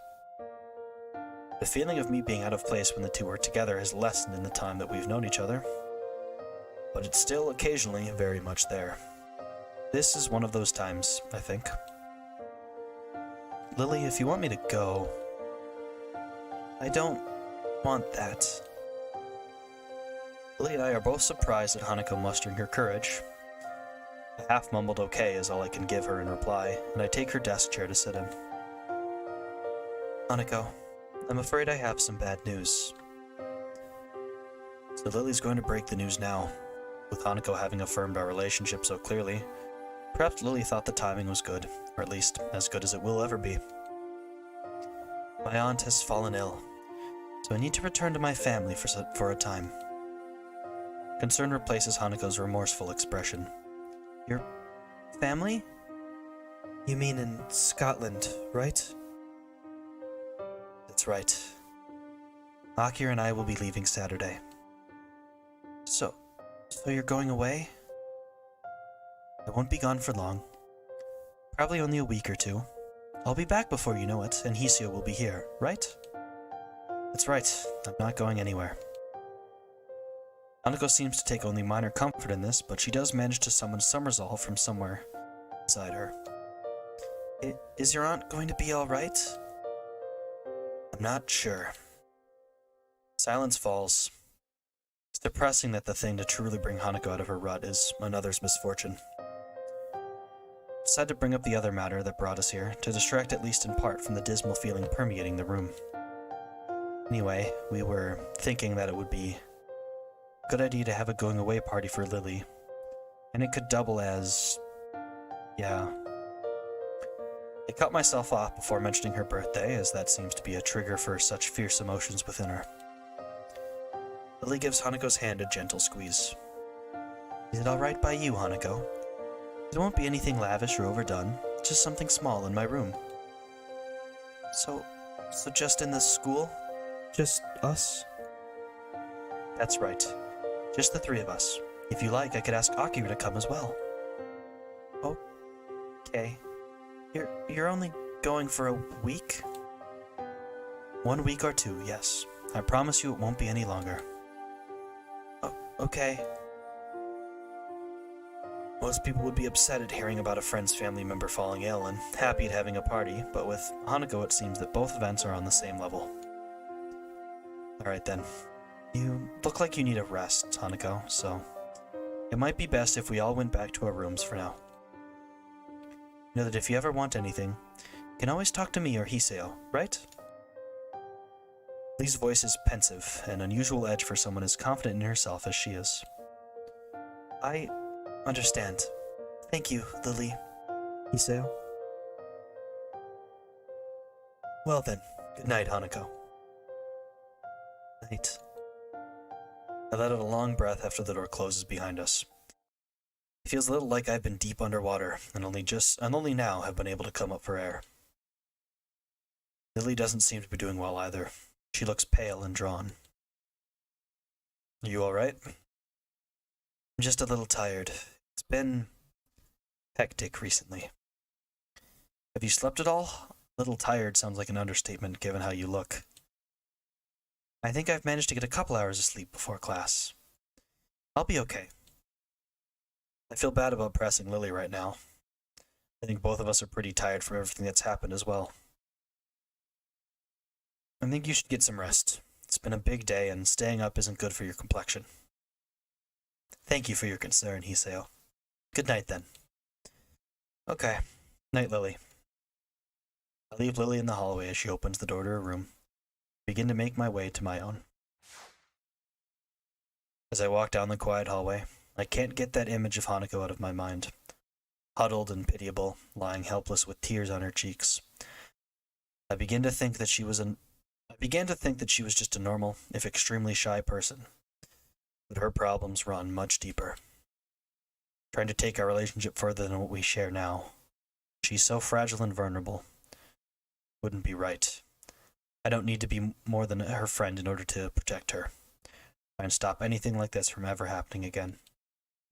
The possibility of my feelings for her going beyond that doesn't matter anymore. Hanako is precious to me. That's why I can't take advantage of her. Even so, there's still that thing when I think that. There's still that... God damn. There's still that sting I feel when I think that way. For now, I need to sleep. Tomorrow, hopefully, will be a better day. What a day.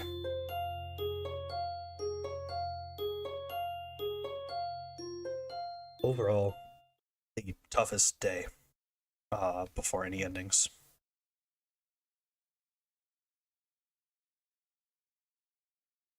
Coming up on the end of this act.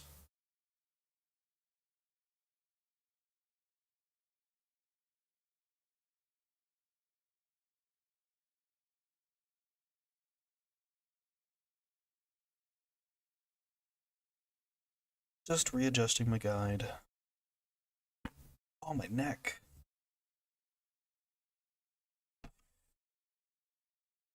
Two choices left. I believe they all take place in this route, but I could be wrong, or this act, but I could be wrong. Hanako is more noticeable in her absence than when she is in the room. I feel our empty desk calling out for me. I find myself peering over my shoulder endlessly, hoping that I'm hallucinating and that Hanako will magically appear. She makes sure she's as small a presence as possible when she attends class. Although she had been getting better recently, that fact never changed. Nobody ever pays her any heed in class. Now that she's not here, they don't notice her absence. As if she just never existed. Lily did say that her skipping class was an unusual thing before I met her, but it's still very off-putting. The bells heralding the end of school make me jump in my seat. It's only now that I notice Misha's prodding me in the side with her mechanical pencil to get my attention. Hello? Is anybody in there? Hey, stop that. Ah, there we are. Welcome back to Earth, Hee-chan.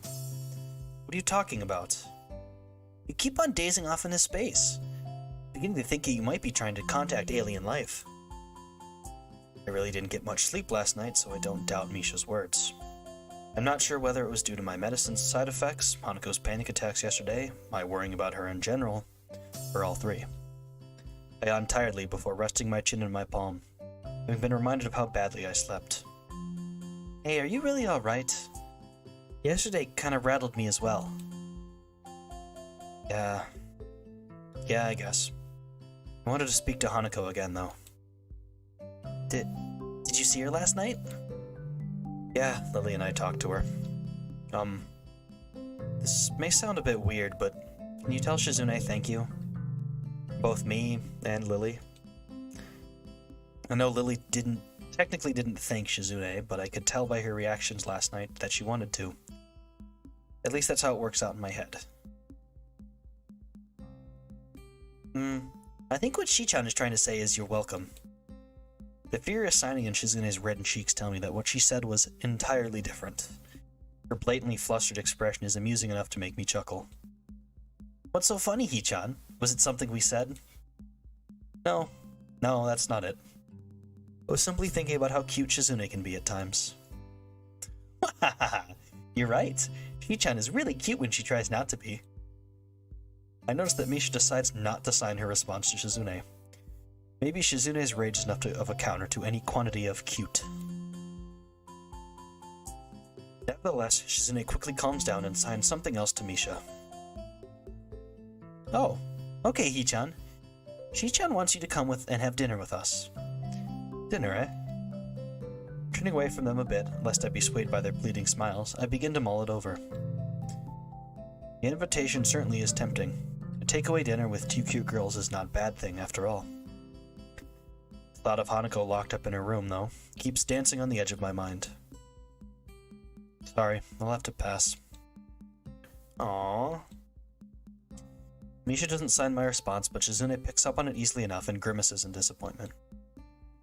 She moves her arms, assumedly beginning some form of either protest or coercion, but stops herself and taps Misha's shoulder twice. Once Misha gives Shizune her attention, the only statement Shizune has on the matter is a shrug. Oh well, it's your choice, Hee-chan. Promise I'll join you two another time if that helps. Misha perks up at this, but Shizune doesn't share her reaction. With a flick of the head to signal for Misha to follow her away, Shizune simply raises her hand to silently wave me goodbye. As the two make their way out the door, I return the gesture until they're out of sight. I didn't think they'd be so disappointed, and it makes me feel a little bad for ditching them. Still, I have things to do. The girls' dormitory is especially rowdy today, with a number of girls loudly playing games and watching the television in the common room on the first floor. I can hear their voices even now, standing in front of Hanako's door. It's an odd contrast to the emptiness of the floor she's on. The voices from below make the emptiness feel all the more lonely. I had hopes Hanako would be in class today, especially after the talk Lily and I had with her last night. But I feel like I shouldn't hold it against her. It was a pretty awful episode, and to have to experience it firsthand must be all the worse. Not knowing what state she's in, I decide to take a small breath before giving a few sharp knocks on her brown door. All I can do is stand and wait, doing my best not to feel anxious. As the seconds wear on, I begin to think she might be asleep and didn't hear me knocking. The door handle rattles a little before I can raise my hand to knock again, though. The door opens a sliver, an eye appearing in the gap only just large enough for it to peer through. I'm sure this girl would install a peephole in her dormitory door if only that such a thing was allowed. I just stand and smile at her. I don't think words would really help here, after all. The act is returned in kind, with Hanako wordlessly looking at me. The gap's not wide enough to see her expression. I can only guess what she's thinking. Time passes as we look at each other, the only sound being the disembodied gaiety from the ground floor. I'm not sure how long it takes, but eventually the eye moves away. I keep wondering whether she'll let me in or shut me out until the door slowly begins to creak open. Now that I have a full view of her in her bedroom behind, the first thing I notice is that Hanako's hair is quite damp. She's recently showered, which is made even more obvious by the scent of shampoo wafting towards me. The look on her face seems one of curiosity, as if she's not really sure what to make of me. Even so, I'm not really all that sure of what she's thinking. Feels as if she's gone away for a long time, and having now returned, neither of us knows what to say to the other. Hanako realizes she's staring, looking away awkwardly before turning to the side and gazing at her feet. I decide to take it as an invitation and step past her into the room, closing the door behind me as I do so. I can see her hands fiddling in the folds of the oversized gown that hangs from her shoulders. I decide to concentrate on what I want to say, but the scent from her addles my senses. To my surprise, it's not me, but Hanako that breaks the silence. Why? Because, why did I come here? I was worried about Hanako, so I came to her room. She let me in, as I had hoped, and then... What? What did I mean to do? What did I mean to say? Why didn't I think this through before coming here? I wanted to make up for what I feel I caused, at least partly. I want to try and remove the distance I feel between us since then, and to see her happy. How could I do that when I don't know the first thing about her? I wonder if this is how Iwanako felt when she saw me lying in that sterile pastel blue hospital bed.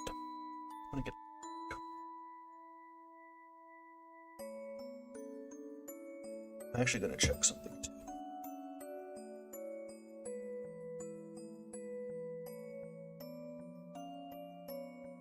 One second.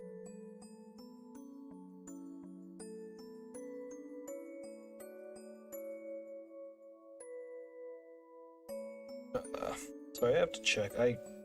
I'm not as...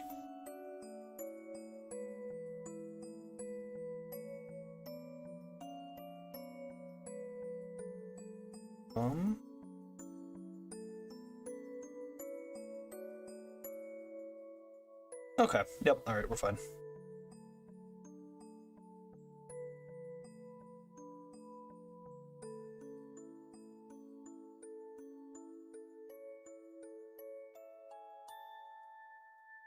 Okay, yep, alright, we're fine, sorry. Just checking things. I wonder if this is how Iwanako felt when she saw me lying in that sterile, pastel blue hospital bed.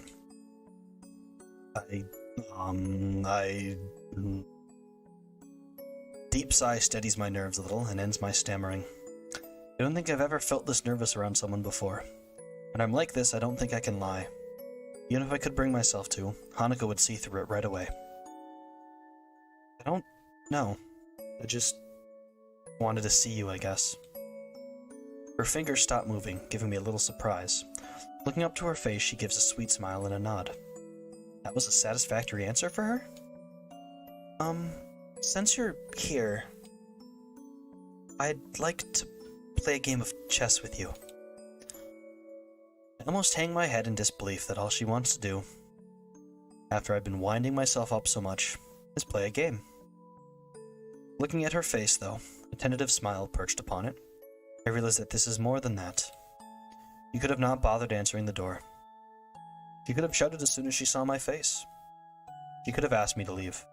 She could have rejected me at many points, but she didn't.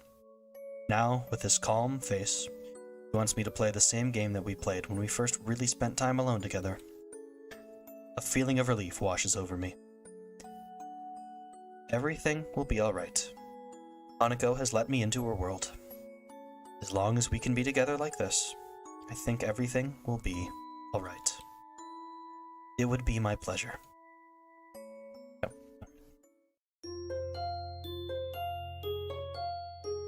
Everything I have to worry about a censor for happens in Act 4.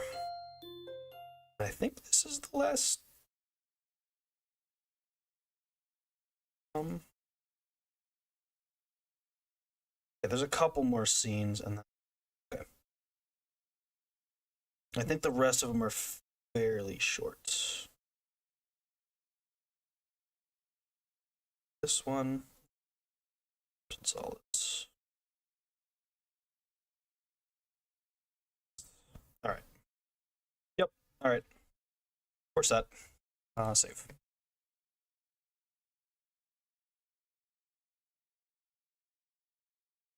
It feels weird looking at this with only one save so far. There should be two, but I fucked up. The day of Hanako's birthday party is finally here. To be honest, I'm looking forward to seeing Hanako and Lily in their pajamas again. God damn it. Hanako's gown has grown on me as looking rather cute, though a bit conservative. And Lily's shorts and thin silken top are a lovely combination. But the event is stained a little with the memory of Hanako's reaction to it.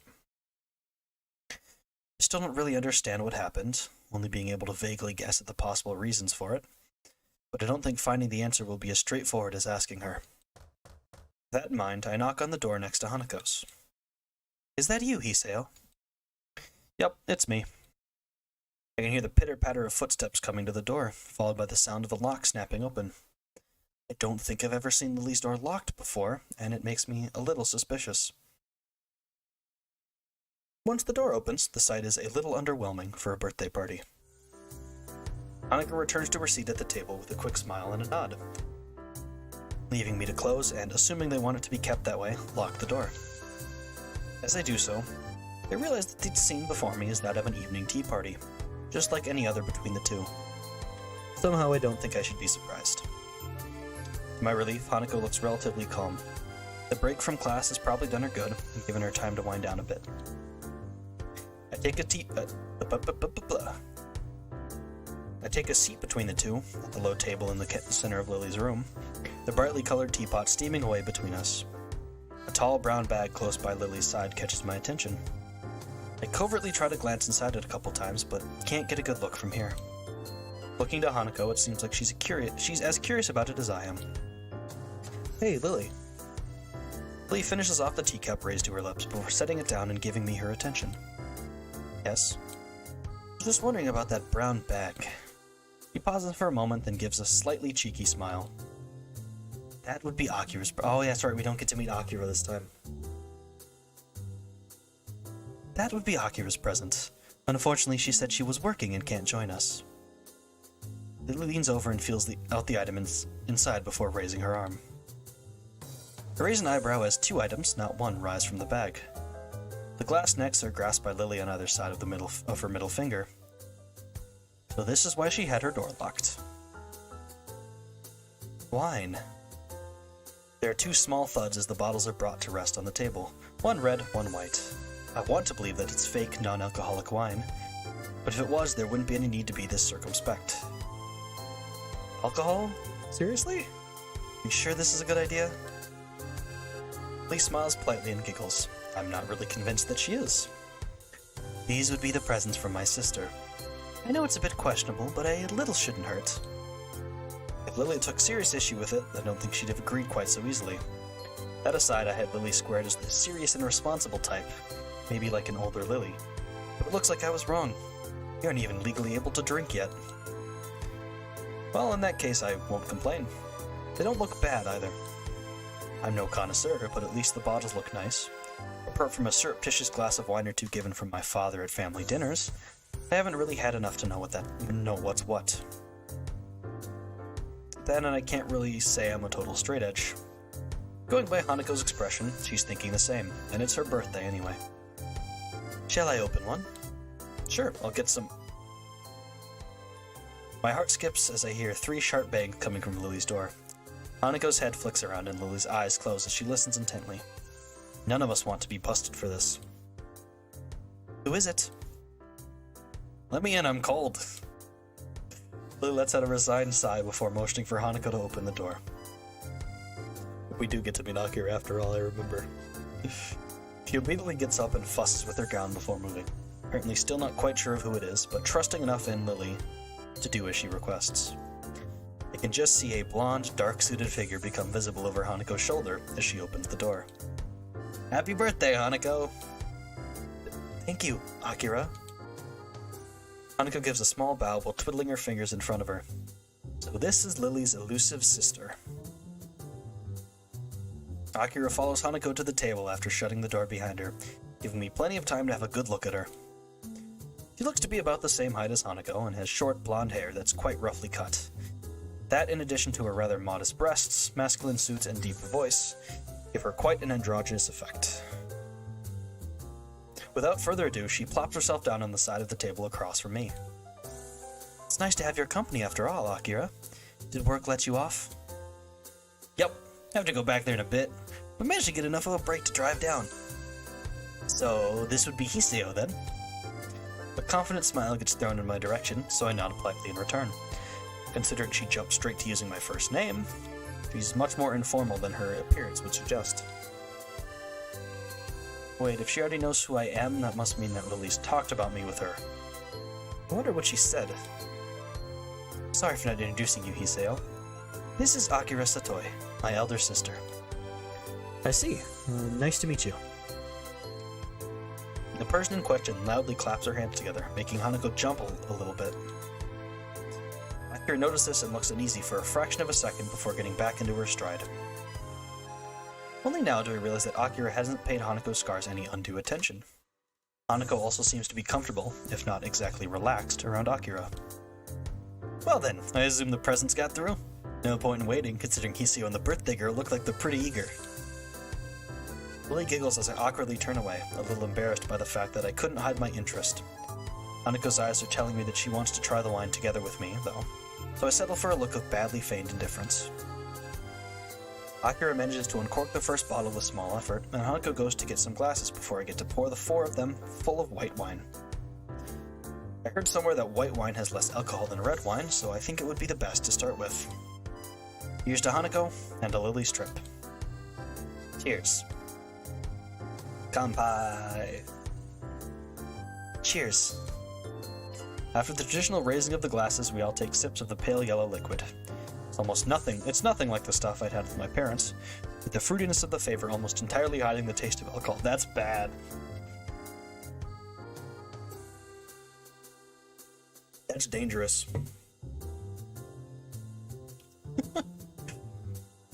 Dangerous to have drinks where you can barely taste the alcohol. Maybe this is what proper wine is supposed to taste like. Then again, it's possible that Akira just chose a wine which would be suited to our tastes, since none of us are used to alcohol yet. Or at least I hope none of us are. This isn't too bad. I was expecting something harsher. If you hadn't liked it, I had a few other varieties you could have chosen from. Sound like you know your stuff when it comes to wines. Only a bit. I'm more of a beer kind of person. I have the drinking side down pat, though. As to prove her point, she refills her glass before bringing it to her lips and flicking her head back. Oh my god. Hanako and I silently watch as the whole glassful disappears down Akira's throat. Can't decide whether to be impressed or put off, but I certainly don't have any urge to imitate the act. Lily grimaces slightly at her sister's boast. I note that she is sipping from her glass as she does so, though. Anyway, now that Akira's gift has been opened and sampled, shall we move on to ours? Gifts? That's right, we got you presents. It's your birthday, after all. This is from me. Lily pulls out the carefully wrapped doll from under the table and passes it to Hanako. Hanako handles the present as if it were glassware, carefully turning it over to remove the tape that binds the wrapping. Eventually, the paper falls from the doll, revealing the emerald green of the doll's dress. It's beautiful. I'm not sure what reaction I was expecting from Hanako. The near total lack of dolls in her room made me think that she didn't care about them, but the look in her eyes is something different. She turns the doll around with the same delicacy she afforded the wrapping, as if she was expecting it to fall apart in her hands. I'm glad you like it. Hiseo picked it out, to be honest. Hanako suddenly remembers that she's not alone in the room and shifts her focus from the doll. Yes, I like it. Thank you, Lily and Hiseo. Actually, I got you something else. I reach into my bag and remove the wrapped chess set. Here, happy birthday. Hanako carefully sits Lily's doll next to her and opens my present with the same care she showed Lily's. Before long, the checkered squares of the chessboard are visible, and Hanako gently runs her fingers across the carved surfaces. Oh! Almost by accident, she triggers the catch to the lid, startling herself in the process. She opens it and retrieves one of the gray pieces. She seems as absorbed in the chess piece as she was in the doll before. They're coral. Natural coral, undyed. Or so I'm told. Thank you, Hiseo. No problem. It's your birthday after all. That's right. My birthday. Once again, Hanako's reaction seems a little off, but she carefully closes the board lid. I notice Akira's smile beginning to look very strained. I wonder if she knows anything about what happened in class, given that she seems to be treading on eggshells around Hanako. I'll have to play you again sometime. I'll make sure I play you first.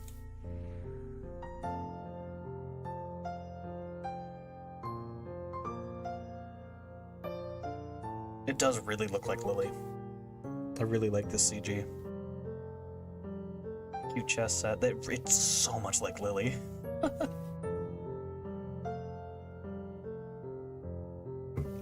I might have to get some more water after the break.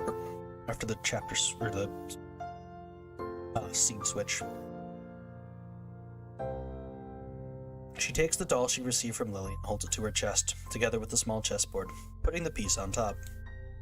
The act seems to settle her down somewhat, and we just sit in silence for a while. I think it's one of the few times I've seen her genuinely happy, cradling the friendship of two people to her chest as tightly as she can. Thank you, Lily. Thank you, Hiseo. In the process of thanking us, Hanako drops the chess piece and fumbles a bit in her rush to retrieve it. Once she finds it, Hanako puts the chess set down and nervously gulps at her wine, as if the real world suddenly rushed back into her consciousness, and her fastest escape from it was in a glass. Hey, easy there. You shouldn't drink it that fast. It's a party, Hiseo. Despite saying this, there is a slightly concerned edge to her voice. Eventually, acquiescing, Lily proceeds to follow Hanako's lead, though not as eagerly. She looks to be taking small sips from her glass and letting the wine settle on her tongue before swallowing. I decide that this is probably the best approach and do the same myself. Since this is kind of a going-away party for you as well, I hope you enjoy your trip at least a little, Lily. Hopefully your aunt will be okay. I hope your aunt is okay too, Lily. Lily and I are slightly taken aback by Hanako's fervor to wish Lily well, despite her own familial situation. I'm a little impressed. My, thank you both. I'll be sure to convey your thoughts to my family when I meet them. But I'll be fine in the end, Lily. Don't worry about it. Since the room's mood has become noticeably more sullen, I decide to try and move things along. Well then, shall we start on the cake? My tentative suggestion has the intended effect, everyone lightening up considerably. Yes, please. Cake? I didn't know there was any cake. I picked one up before I came, along with some snacks. Well done, Hiseo. At least one of us remembered to bring one. Everyone seems to welcome the distraction, so I retrieve the cake from my bag and start cutting it up. Mixing wine and chocolate cake isn't something that I thought would work well, but none of us seem to mind. Conversation is temporarily suspended as we start to eat. I was initially wary of this idea. After Hanako's panic attack, I expected the worst from tonight. But I think Lily's idea of giving her good memories of her birthday is working. That and also having it shared with her going-away party. From Hanako's reaction to her gifts, I can tell she was really appreciative.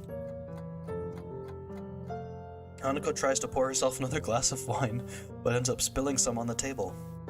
She's had a couple by now, so considering that she's never had alcohol before, it's no wonder if she's feeling a bit lightheaded. Sorry, Lily. I didn't mean to make a mess. Don't worry, I've got it. Aww, this is such a sweet CG. Lily reaches sideways and gently takes the fussing Hanako in her arms, giving me pause. It's okay, Hanako. I'm just happy you're here. Hanako gives only a faint nod in response. It's fitting, I suppose, that Lily would be the one to support her like this. I have no idea what Hanako would be like if she hadn't. Seeing the two like this makes me appreciate the fact that I'm privy to such an intimate moment. Even Akira can't help but smile at the sight. I never would have thought I'd managed to find new friends so quickly. I'm all the more thankful that of all the people, these two are the two I befriended. They slowly break off from one another, Hanako regaining herself somewhat while I quickly get myself back on task. I find a towel among Lily's tea set and start mopping up the spillage. By the time I finish, however, Hanako and Lily have managed to uncork the other bottle and have topped off their glasses. Oh no! Looks like you're enjoying the wine then. Just don't go too crazy with it after this, mind? We all dutifully nod and agree, but her reminder feels a bit silly given that she's the one supplying underage people with alcohol. Oh no. The second glass of wine goes down a lot quicker than the first, and before any of us notice, the second bottle is almost empty. The second bottle is empty.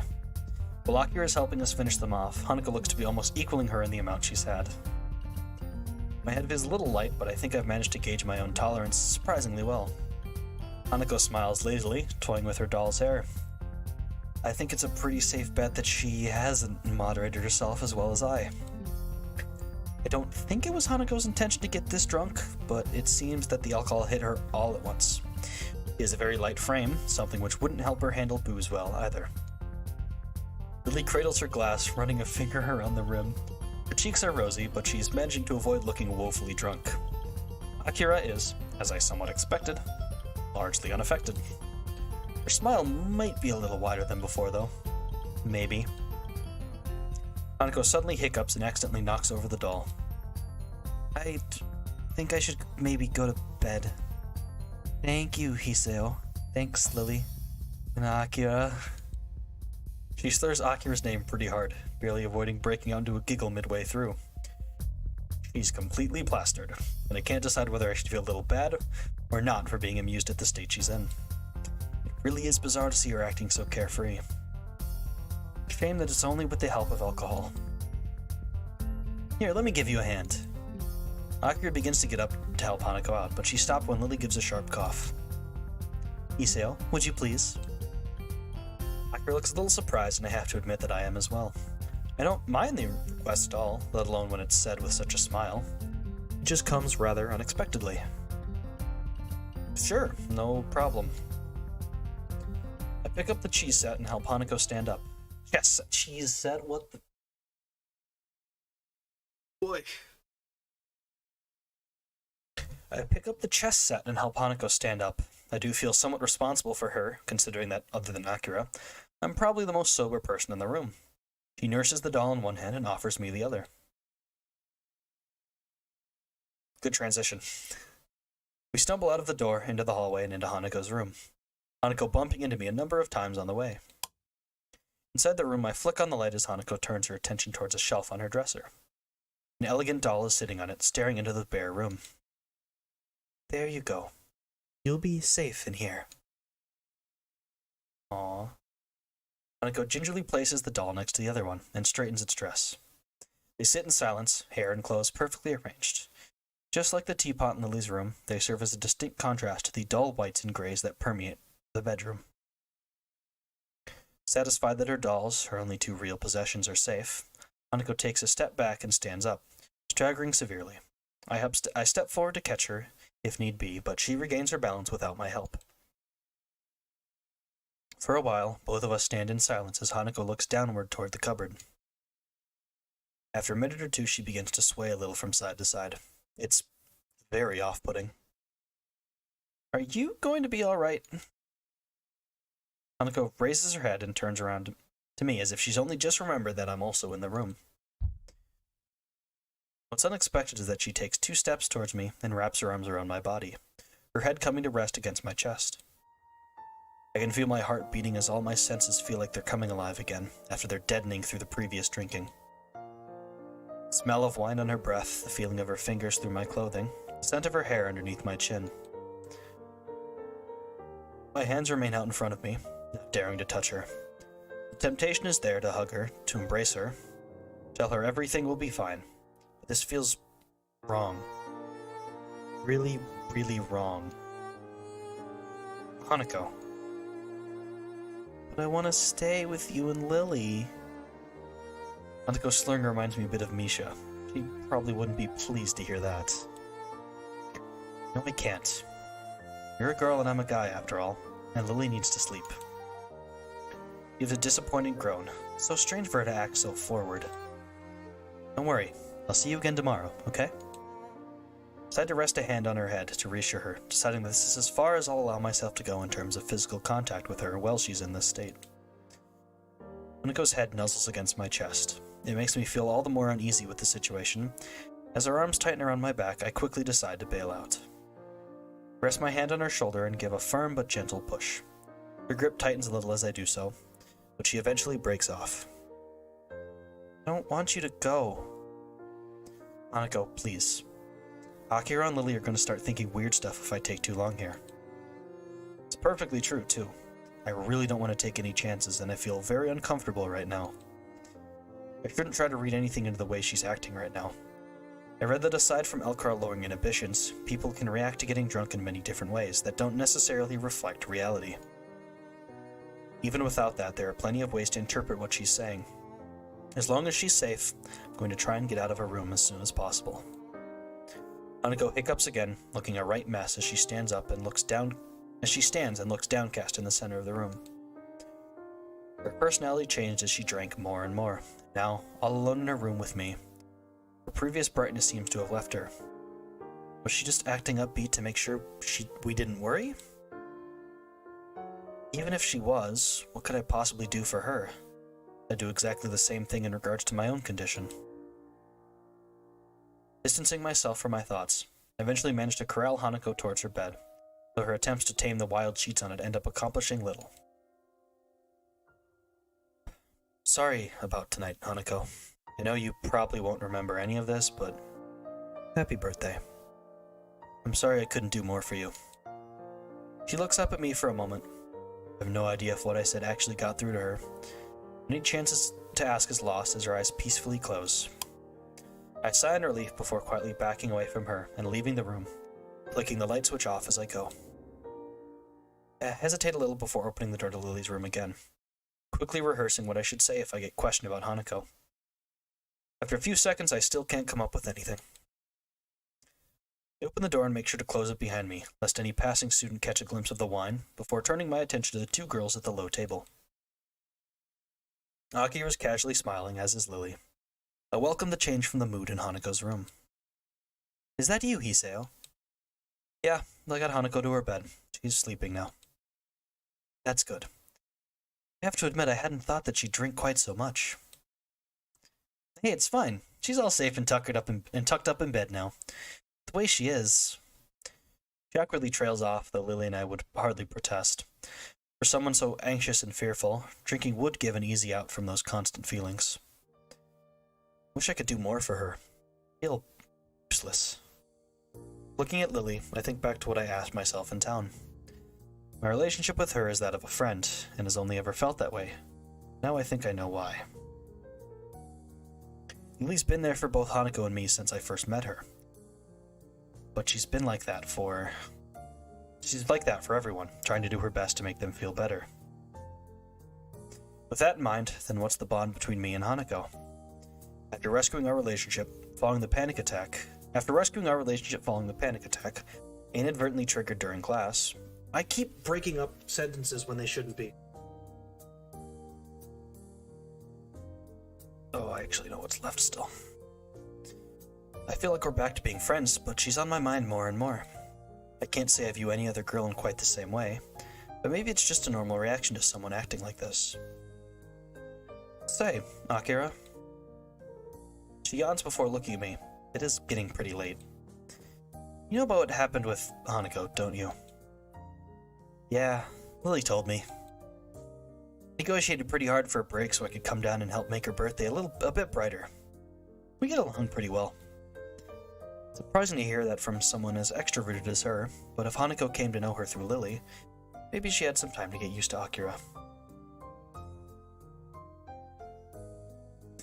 And on that note, I'd better get going. I'm already going to be a bit late as it is. It's already so late.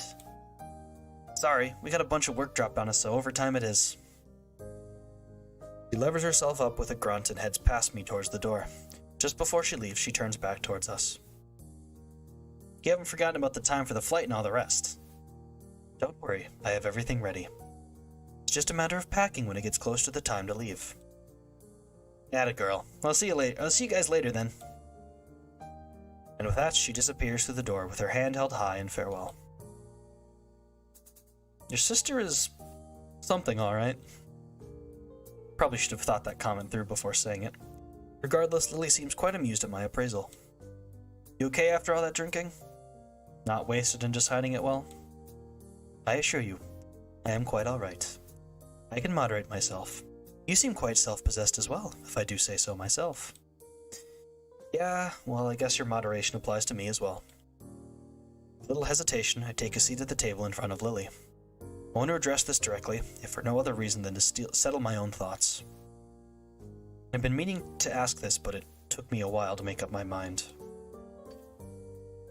You have any idea about what triggered that panic attack? I gathered it was something to do with her birthday, but I don't know anything more.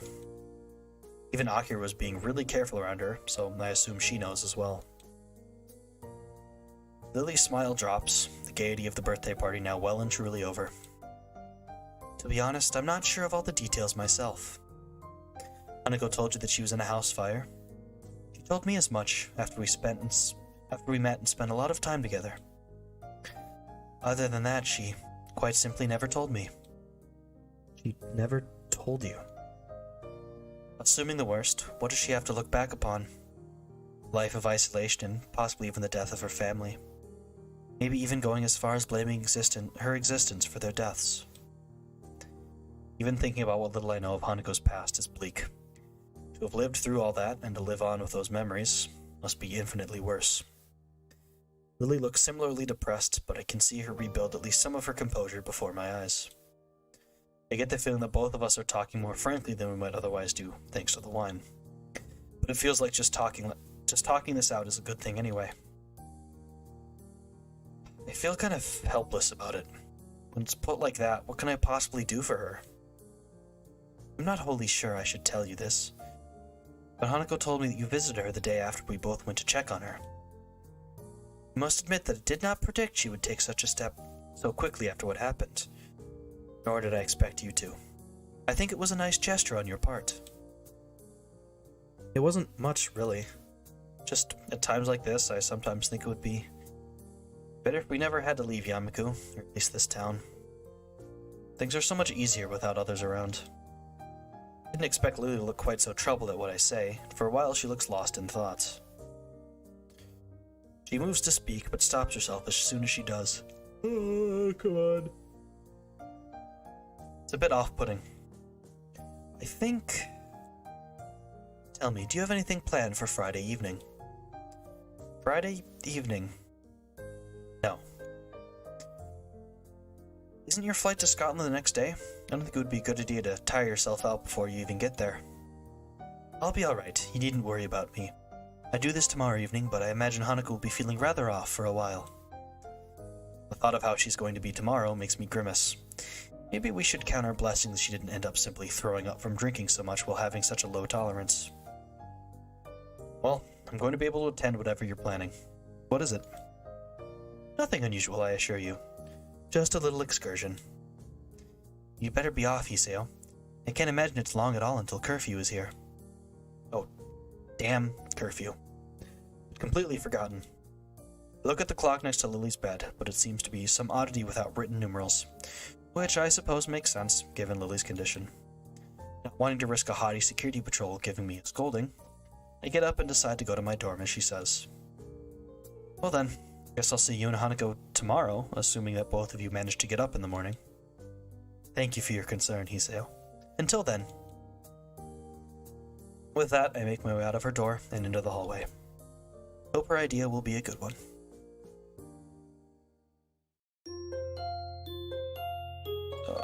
Next scene is long, the scene after that is long, and the next after that is short.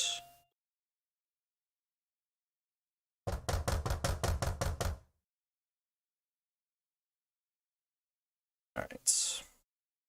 Check it. Long one, but, however, the next scene has my favorite song in the entire game. Super excited. And I think the last scene of this act is... Oh no, it actually is kind of... got some extra stuff. I need to go get some water, though. I'll be back in a second.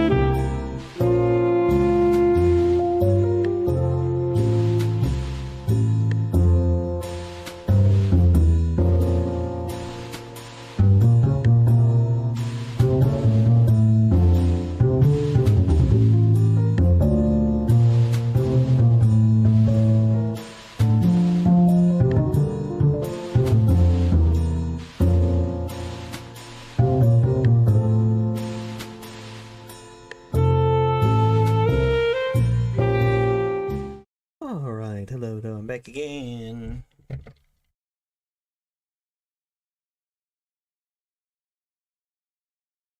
Yep. You have one choice left in this act.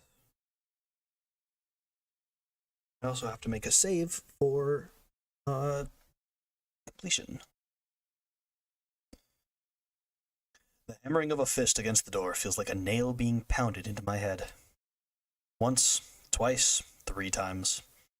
I let out a long, annoyed breath and bear it while pressing my eyelids shut, fervently hoping for whoever it is to just go away. I feel pretty damn awful. My face feel like it's cast out of lead, my arms feel heavy, I feel very queasy.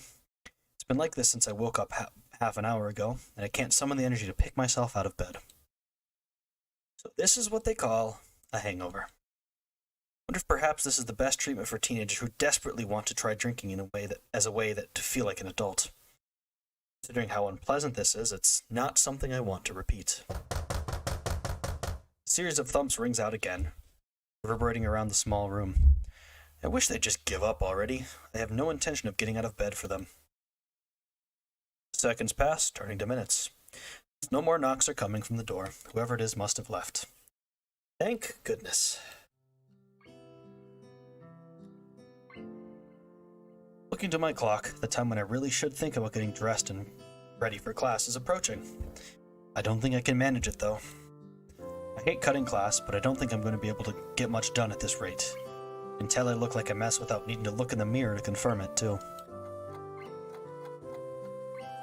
The morning rush is giving me enough time to stand outside the classroom for a little while without looking too suspicious. I hope that Mutoi doesn't ask any awkward questions about my not attending school yesterday. I was sick, that much is true. It's just the reasons for it that I have to hide. Confident I can get by with a tactful omission of certain truths, I stride into the classroom doing my best to appear normal. The instant I open the door and take a single step in, I can feel a dozen eyes looking at me. There is no way I'm imagining this. They're not even making any attempt to hide it. My eyes take a quick sweep around the classroom and I spot Hanako. We make eye contact momentarily before she looks down and stares very hard at her desk.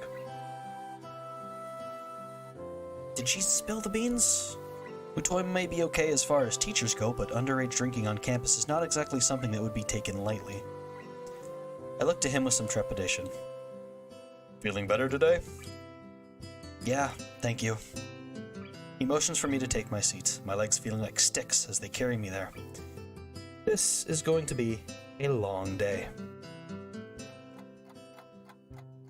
As soon as the lunch bell rings, I'm on my way to Hanako's desk to ask her what's going on. Hanako, did you tell... She looks up at me and shakes her head. That's a big relief. It's just... Well, hello there, Hee-chan. It's nice to see you again today. I grimace and turn towards the unmistakable voice coming from behind me. I was way too upbeat a tone of voice to feel comfortable, even from Misha. Misha's happy smile is nothing out of the usual. Shizune's, though, is a very bad sign. The one she wears has become notched into my brain as her "I've got you 7 ways from Sunday" smile. Hi, Shizune. Misha, you look happy to see me. Not feeling well yesterday, Hee-chan? No, I wasn't, but I'm feeling better now, at least. That's good to know, Hee-chan. Why do I get the feeling that Shizune is leading me into a trap? You sound like you're not being completely serious. Oh no, Hee-chan, we're genuinely pleased that you're all better now. Shizune is positively overflowing with happiness. There's only one reason why she would be like this. Oh no. In fact, we are quite worried about you. We were quite worried about you. After all, you, Hanako, and Lily were all absent from class on the same day. Yep, she's got us so thoroughly that all I can do is sigh in defeat. I guess you have your own theories about this. Could you just kinda not tell anyone? It's a bit late for that, Hee-chan, you bastards. Suppose she's right, considering the looks I got as I entered class. Still, things only seem to be at the level of vague suspicion rather than outright accusations, so we'll probably be fine. Hanako's face sinks a little further. Such attention is troublesome enough for me, let alone for her. Going by Shizune and Misha's reactions, I think they noticed this as well. The only reason why we're giving you such a hard time is that you ignored us yesterday morning. Yesterday morning? It takes a while to recollect what happened then, given the haze induced by the generally awful state I was in at the time. Oh. Right, the knocking. That was you two? It was, and you left us there for ages after we'd taken all the effort of coming to your dormitory early in the morning. Sorry, I was having a problem with nausea? A problem with nausea. They're not buying it. Can't blame them. Yune's head drops in resignation before she reaches into her pocket. Something white and yellow can be seen sticking out a little. As she pulls it out, it turns out to be an envelope with very bright decorations on it. Since she points it towards me, I duly take it. This is what we are trying so hard to give you, Hee-chan. You don't check your... I tune out the sound of Misha's voice as my eyes register what's written on the envelope. Iwanako. I stare at the envelope for a moment before suddenly remembering that there are people around me. There's a very strange, somewhat invasive feeling about their expressions. I kind of want to be alone right now. Iwanako?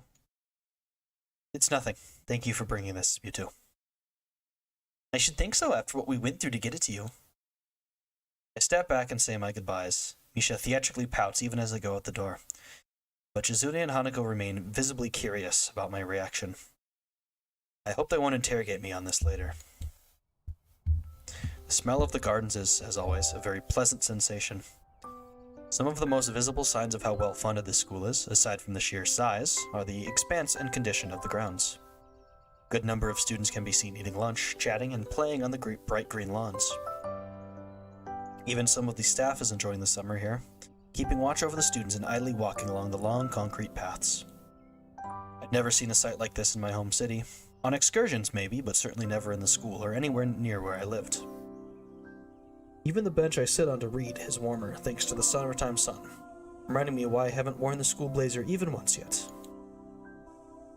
Considering this, the sunflowers and splashes of vibrant yellow coloring adorning the paper are quite appropriate for the time. If only the words written on it were as well. Here I was, thinking I'd managed to get over her, when this troublesome thing shows up. Her handwriting looks vaguely familiar at best. Only now that I see it again, I remember she used to write in a pink pen a lot.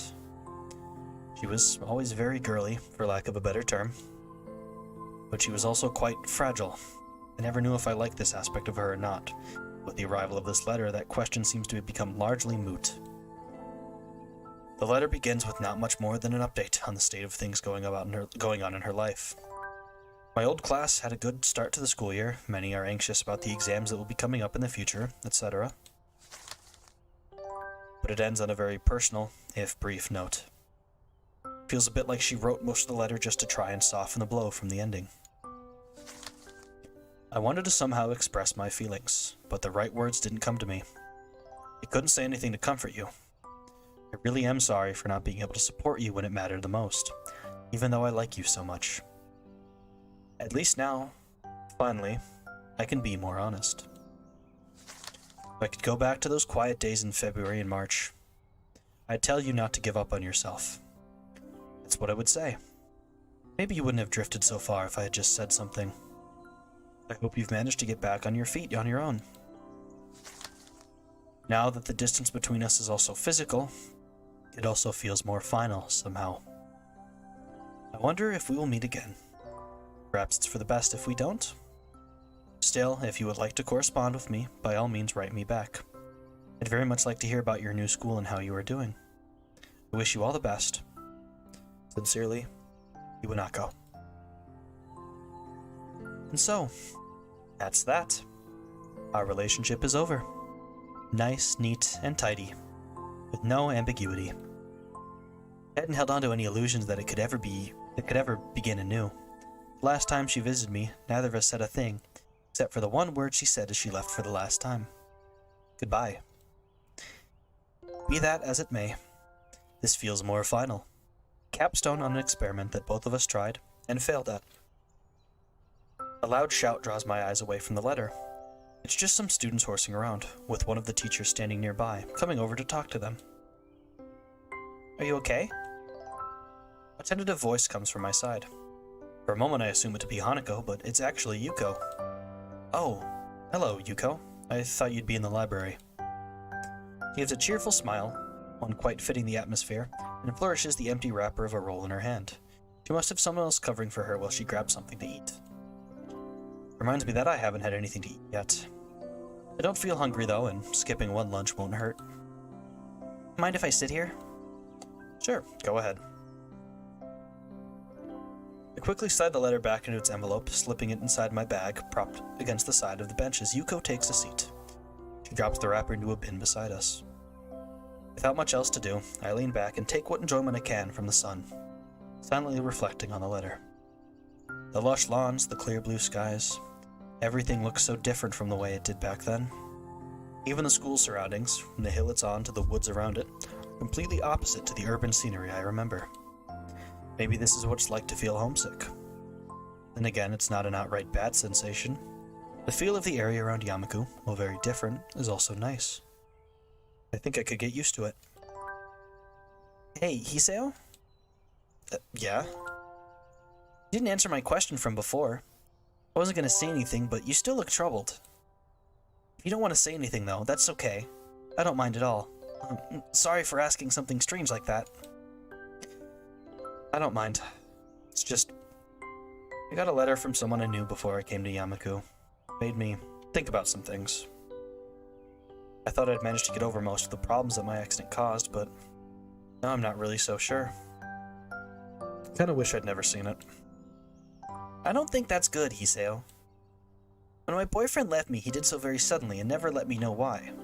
At first I was very depressed about it, but I decided to forgive him. You forgave him? Couldn't he at least have talked properly with you about it? He was always one of the people that found it difficult to come close to others. In the end, I decided that I fell in love with him for a reason. He was a good person, and I think that if I had been in his position, I probably would have found it just as hard to try and talk to him. I don't really see the connection to the letter I got.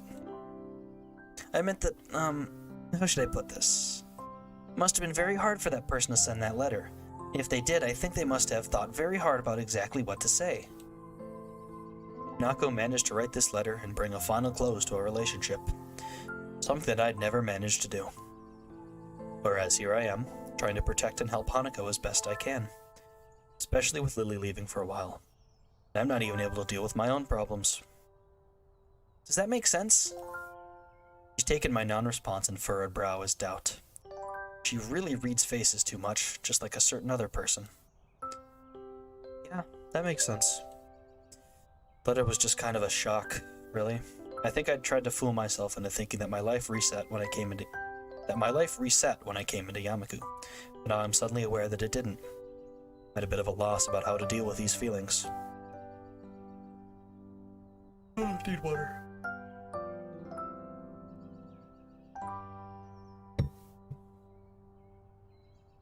I think that's something I can't really help you with, sorry.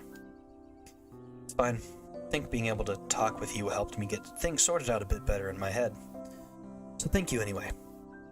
She nods and smiles sweetly. Yuko is a nice girl, so it's a shame she's so highly strung so often.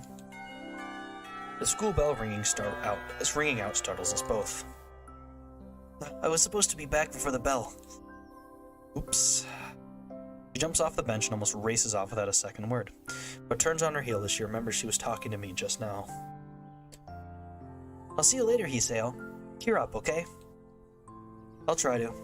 Thanks, Yuko. With a quick bow, Yuko takes her leave and begins her rush to the library. Her flight catches the curious eyes of a few passing students who are unenthusiastically trudging back to their classes after their fun.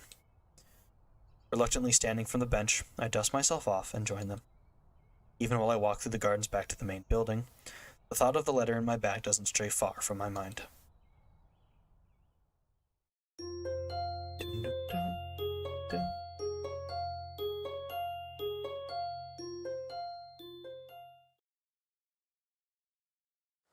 Yeah.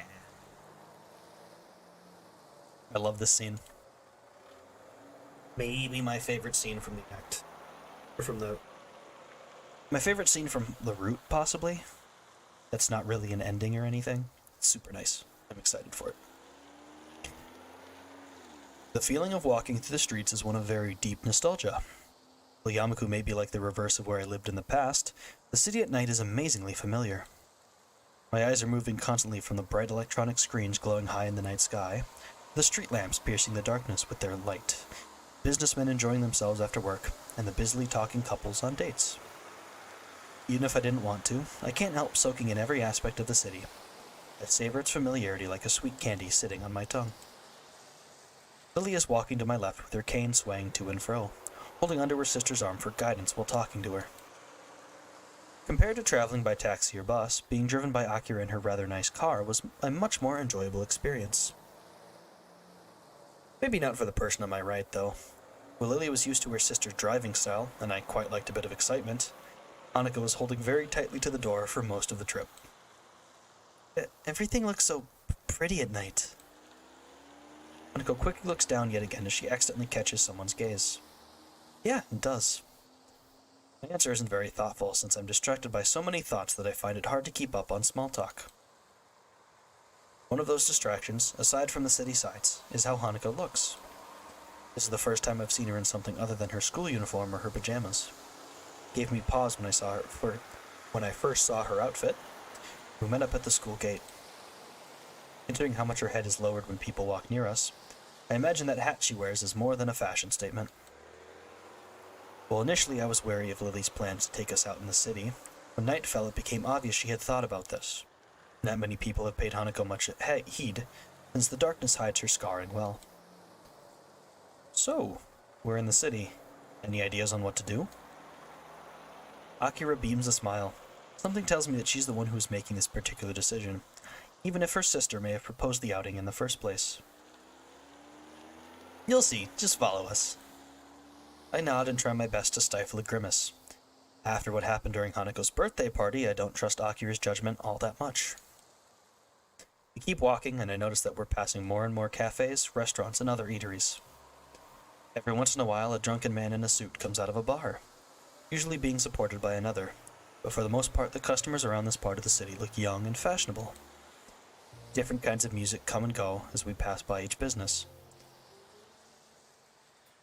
The discords created by the overlap should be grating. It reminds me so strongly of the times I spent in the city with my old friends that I don't mind.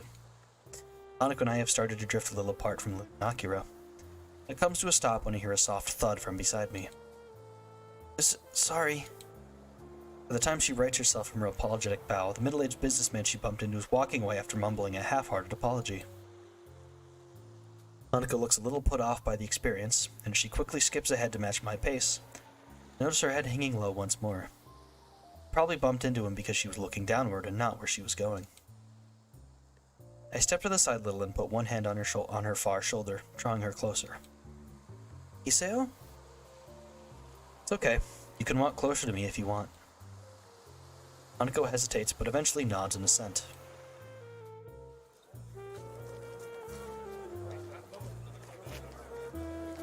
Sorry. After a couple of times when I thought we'd arrived at Akira's destination, we reach our targets. By now we're below the elevated walkways and past the most garish and brightly lit faces. I'm a bit surprised. The average age of those around us is distinctly older, and the smell of cigarette smoke is pretty thick. The area is far from seedy though, and it's a little amusing to see Lily's reaction to the smell of the smoke.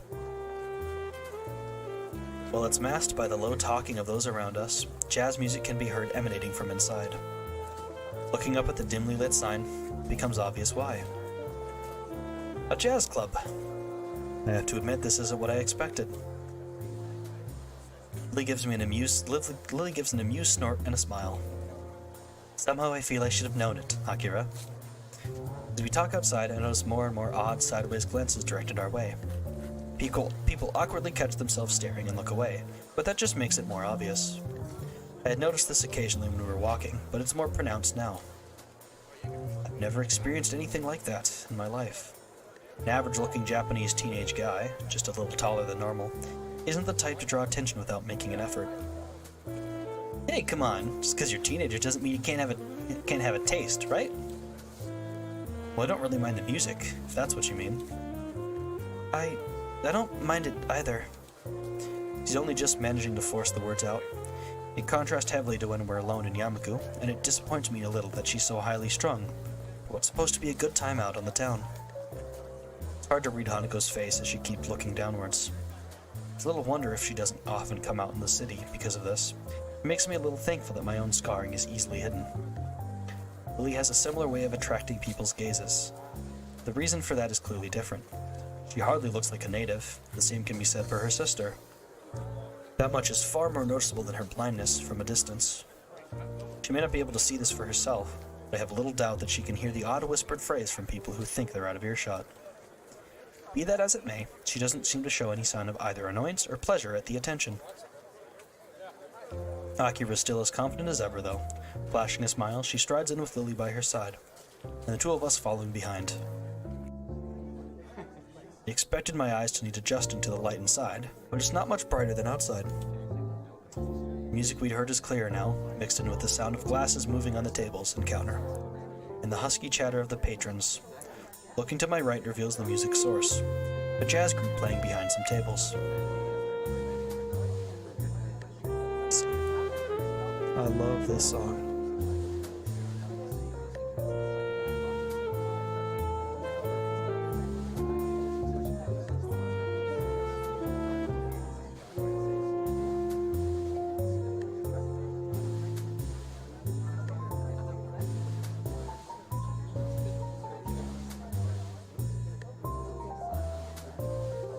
I have such a love for jazz music, especially soft jazz. Such a beautiful thing to listen to. I love this song. It is just a shame that on the soundtrack download, which is on the website for Katawa Shoujo, you don't get this version of it. They have a pre-recorded sax version. This is a live saxophone version, and I have the link in the description because it's my BGM, because I love it so much. Patrons seem to be mostly men, and although there's a handful of women, nobody looks under 30. Aside from us, of course. It feels a little like we've stepped into the 1920s, and the atmosphere is quite agreeable. Not completely comfortable simply because of my age, but were I older, I'd probably feel quite at home. Hanako seems a bit more relaxed, probably due to nobody looking at her. Everyone's talking between themselves, drinking or watching the band. Akira casually takes a seat at the counter without even glancing around. She's probably come here before. Lily retracts her cane, feeling out the bar stool and the edge of the counter before taking a seat beside her sister. The bartender takes a brief break from polishing a glass to watch her, before putting it down and coming over. Good evening, ladies. What'll it be? Just a scotch. Thanks. Lily? May I have a glass of A black-suited elbow hits her side sharply. Orange juice, please. No problem. Coming right up. The bartender starts to pour their drinks. A couple of seconds pass before Akira suddenly remembers that Hanako and I are indeed here and turns around to us. You two want anything? Or are you just gonna stand there? Hanako seems to be getting a bit restless. No matter where we're going to seat ourselves, there's going to be people right next to her. I don't think she looked convincingly older than 20, unlike Lily. Looking around, there's a games section to her right. A couple of billiards tables can be seen in the corner, and nobody's using them either. I glance to Hanako, about to ask her if she'd like to play, but she's already looking longingly in the same direction. Maybe it says something that we can get by with so few words nowadays. We'll go play pool over there. Akira leans back to see past me, before shrugging and sitting back up. It seems you'll have to put up with only me for company. How unfortunate. Have fun, you two. We turn and set off for the abandoned corner, with Hanako taking the lead.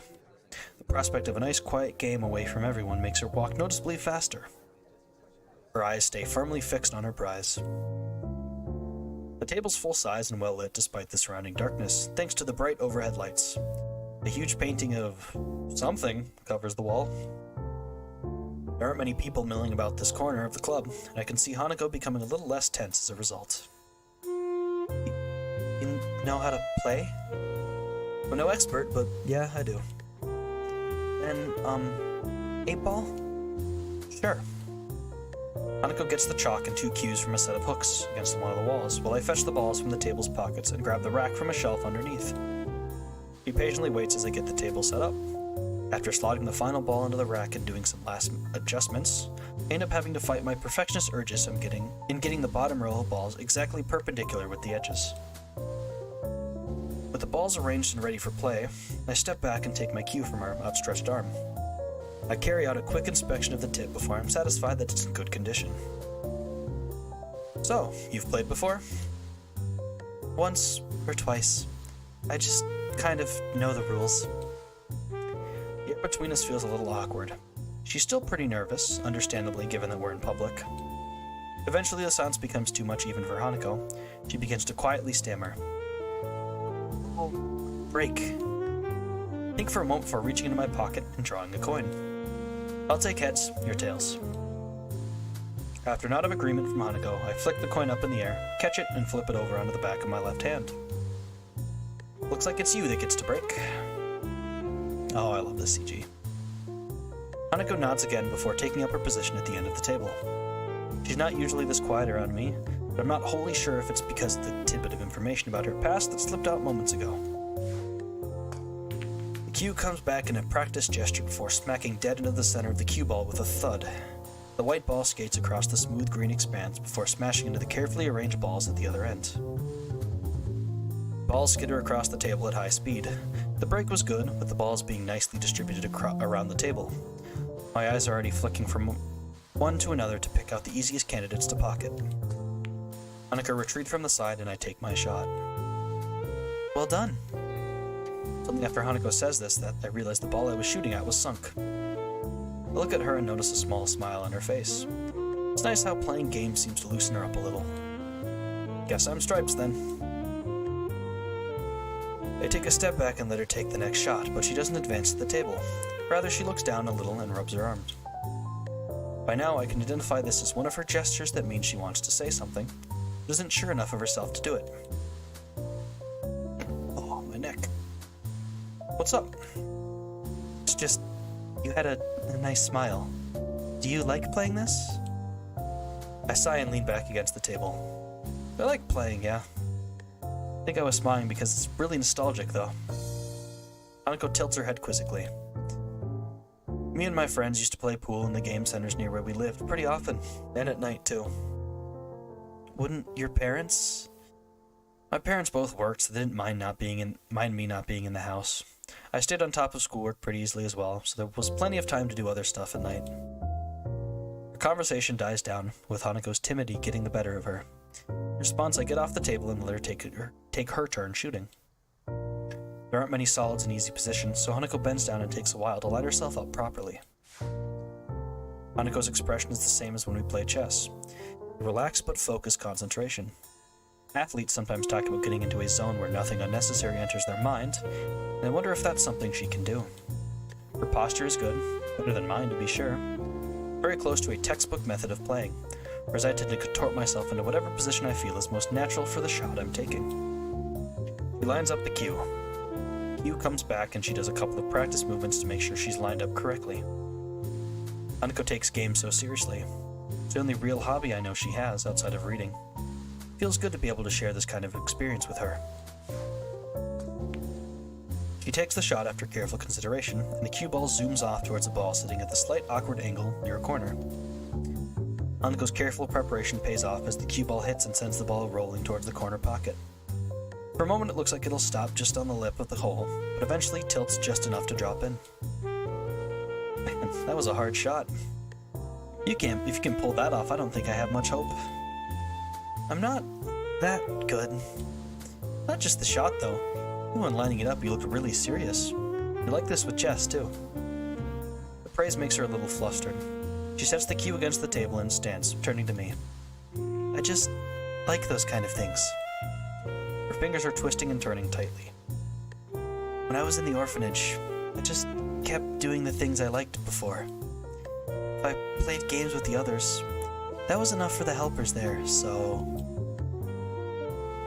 I never thought about it that way.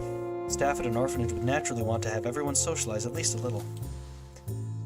If it's okay for me to ask, what was it like for you at the orphanage? why do you want to know? Touched a nerve, but the fact that she responded at all shows there's at least a chance she'll answer my question. Before, she likely would just shrunk away from it without a word. I'll tell you, but could you tell me who Iwanako is? Iwanako? Oh, the letter. I wonder how long she's been waiting for the right opportunity to ask me this. I'm surprised, but don't hesitate. Sharing information is naturally a matter of give and take. She's someone I used to like. Her nervousness subsided, at least for the time it took to ask. Her curiosity is getting the better of her, and I feel a bit uncomfortable to be questioned on this, of all matters. There's no way I could spill out all my feelings about Iwanako here. I don't even know myself what my Oh, God.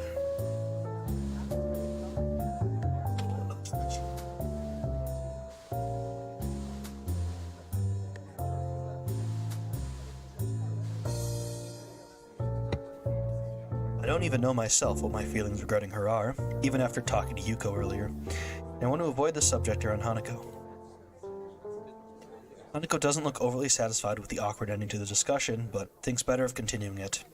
She's only just managing to ask me in the first place without knowing that I wouldn't want to talk about it. I move to finally take my own shot.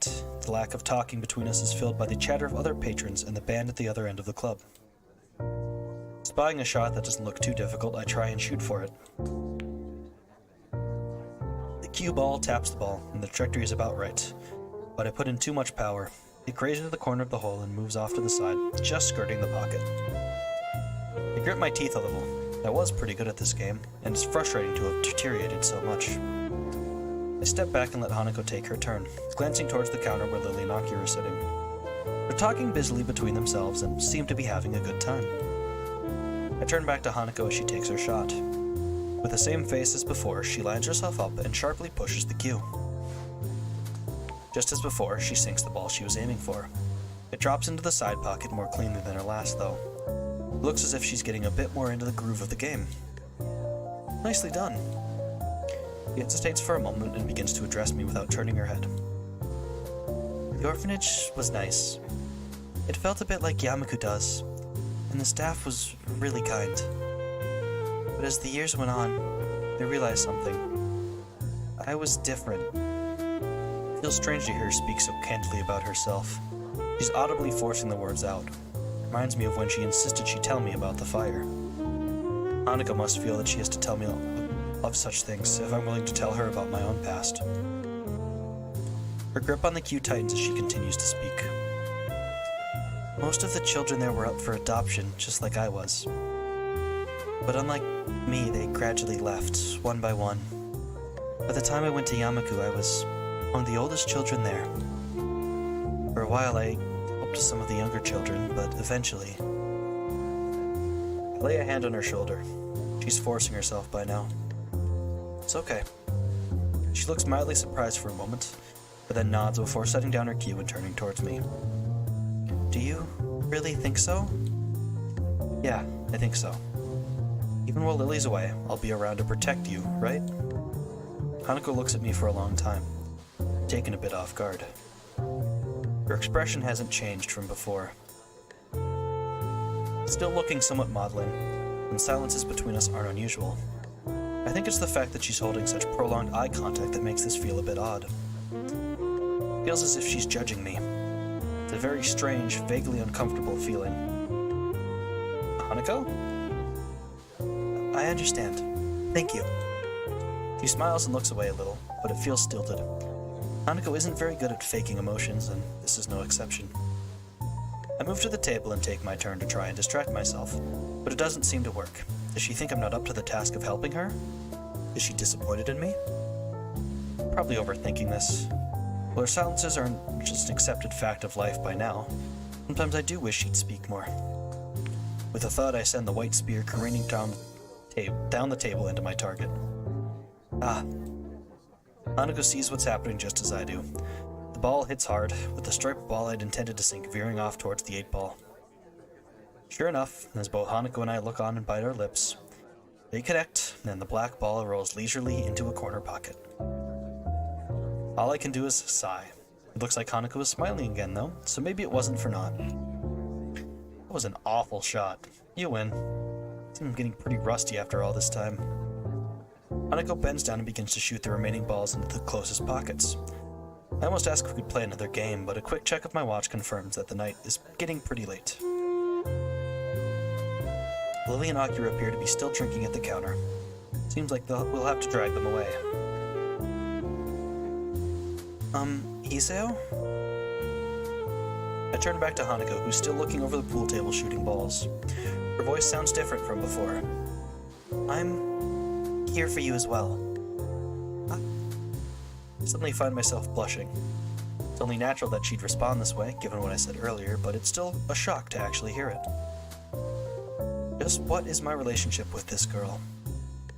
I want to protect her, to make her happy. I'm not really sure that it's something I like love, but I don't think these are the same kinds of feelings I have for Lily, either. I feel sorry for her, having gone through so much in her life. Her parents died in a house fire, and she lived in an orphanage for much of her childhood. I can't even imagine that kind of life. But I feel like there's so little I can do for her, especially now that Lily is going to be leaving for the country. Hanako and I finish tidying up the table and cues, and pick up Lily and Akira on our way out of the club. Feels like something changed between Hanako and me. I can't quite place what it is, but Hanako is acting differently now. I feel like we're further apart, if anything. So, you enjoy yourselves? Hanako and I both nod and agree. The game was good, and we both did learn more about each other, so it's an honest answer. Lily appears to be a little distracted. Worried about the trip, Lily? She pauses before sighing and smiling weakly. A little. It means quite a bit. The comment earns her a clap on the shoulder from her sister. Hanako smiles back too. You'll be okay, Lily. I hope you can enjoy your time over there. Thank you, Hanako. I'll try. It will be nice to be back with my family, after all, no matter for how brief a time it may be. With that, the four of us begin the walk to the car park where Akira's car is. We continue to talk between ourselves, but it's mostly just small talk.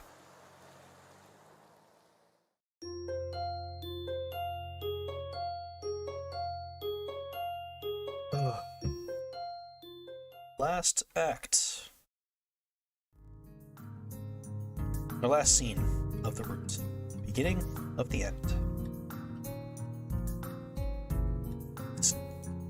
It's a point we'll have to make a save, and that goes on longer than it usually does if we...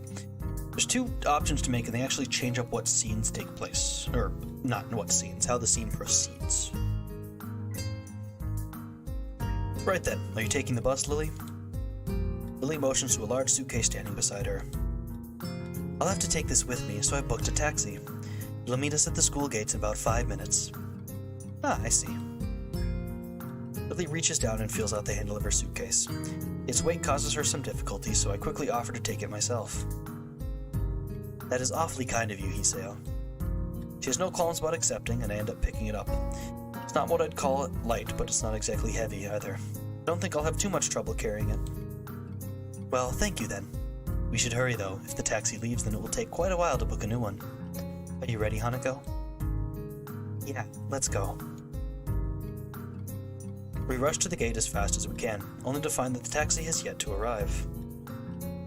Well, nothing like a bit of exercise in the morning. The nurse told me I should be doing that. I think you probably had other things in mind, Hiseo. And probably with more regularity. Do you intend to be helping people with their luggage every day? I guess not. Looks like we've got a bit to wait anyway. How long should we wait for the taxi before calling them again? I would say another 10 minutes, but they've never let me down before. It's probably just a little traffic. Okay then. Now, how long is the flight to Scotland? About 16 hours if I remember correctly. It's a bit hard to tell with the changing time zones. Sorry. So long. It's now that I realize Hanako's been unusually quiet, even for her. She doesn't handle stress well, so she's looking really uptight. Yeah, I can't imagine being on a plane for that long. I've only ever flown on a short family holiday up north, so it really is quite hard to fathom. If Hanako spent so much time of her childhood in an orphanage, she's probably traveled very little, let alone flown. It's not too bad. I'll spend most of it either asleep or catching up on my English. I hardly use it here, so I need to refamiliarize myself with it a little. Will your accent be a problem? I wouldn't worry about that too much. It may be an issue initially, but I should be fine once I get used to it. We all moved to sit down on the small bench beside the school gate in silence. Strangely enough, even though I know that Lily is going away, I can't think of anything to say to her. Lily is a reliable person, so it might be because she isn't the one that I'm thinking of most. Lily might not be able to see it, but Hanako's chewing her fingernails nervously. I move to talk to her, but can hear an engine straining up the hill before I get the chance. Ah, I think the taxi is on its way. Well spotted, Hiseo. I only just heard it as well. A small wave of pride washes over me.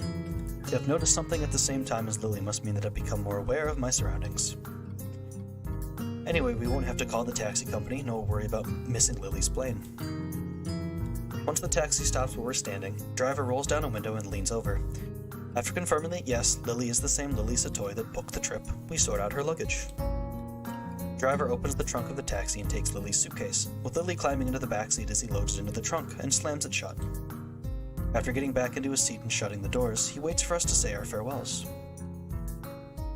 Have a safe trip, Lily. Take care of yourself. Hanako looks understandably downcast, and that much is obvious even in her voice. Of course I will. I'll be back before long, don't worry. There will still be another person for you too, won't there, Hiseo? Yeah, of course. There's something in my throat. I turn and smile to Hanako, putting my hands on her shoulder. She only manages to keep eye contact with me for a couple of seconds, her cheeks red all the while, before turning back to Lily. See you, Lily. Goodbye. He gives her farewells to the both of us with a fair measure of reluctance. Without further ado, the driver starts the engine once more, and they begin the journey down the hill and towards the airport. The two of us stand at the gates for a long time, even after they've disappeared from sight, not really knowing what to do. So, what do you want to do? I don't know. Alright, so, this is an important choice. Which means we're making a second save right here. Look at that, 2 saves. Crazy.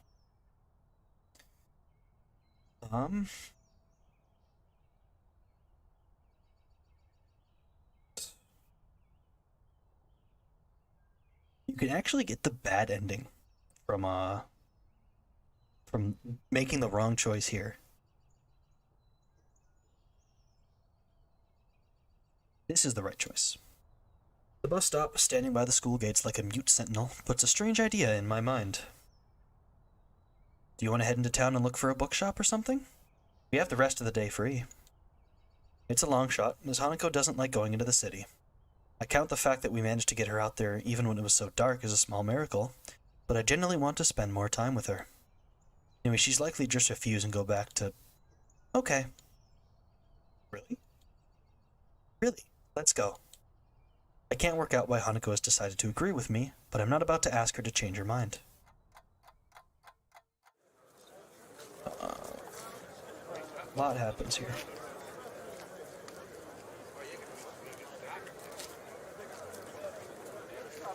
Stepping off the bus, I immediately notice that a lot of people are around us. In hindsight, it should have been obvious.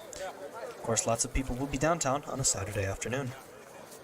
Hanako retreats close to my side, and I can feel her hand clutching my arm tightly. Her body is held against mine, and her head is bowed so low that her hat hides most of her scarring. So, where shall we go? A bookshop?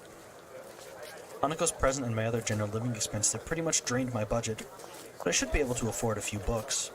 Something I try to reserve a few funds for anyway. For a second I think Hanako didn't hear me, but then I look to my side and notice her nodding almost imperceptibly. Okay, do you know of one? So I do.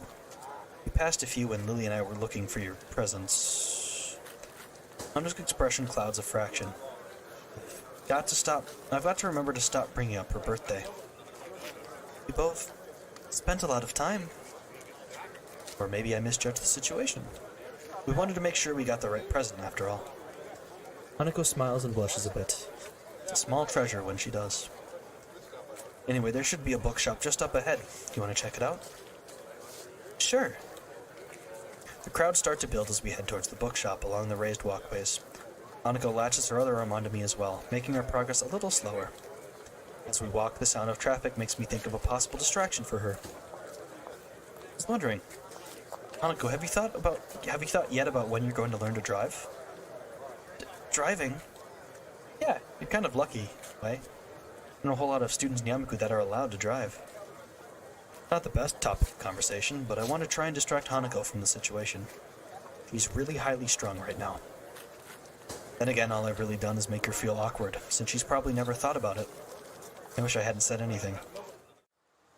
Before long, we are before one of the bookshops Lily and I passed by during our search. What kind of self-respecting bookshop closes on Saturdays? Bookshops don't make much money anymore because of the internet. Maybe they just had to close over the weekends. She seems pretty knowledgeable about technology. I guess it's a pursuit that would lend itself well to someone who enjoys solitude. Huh, I guess that makes sense. Easier to find books online. Anyway, it looks like this idea is shot. Anything else you'd like to do? If it's not a bother, could you show me where you bought my presents? Sure, not a problem. It's not far from here.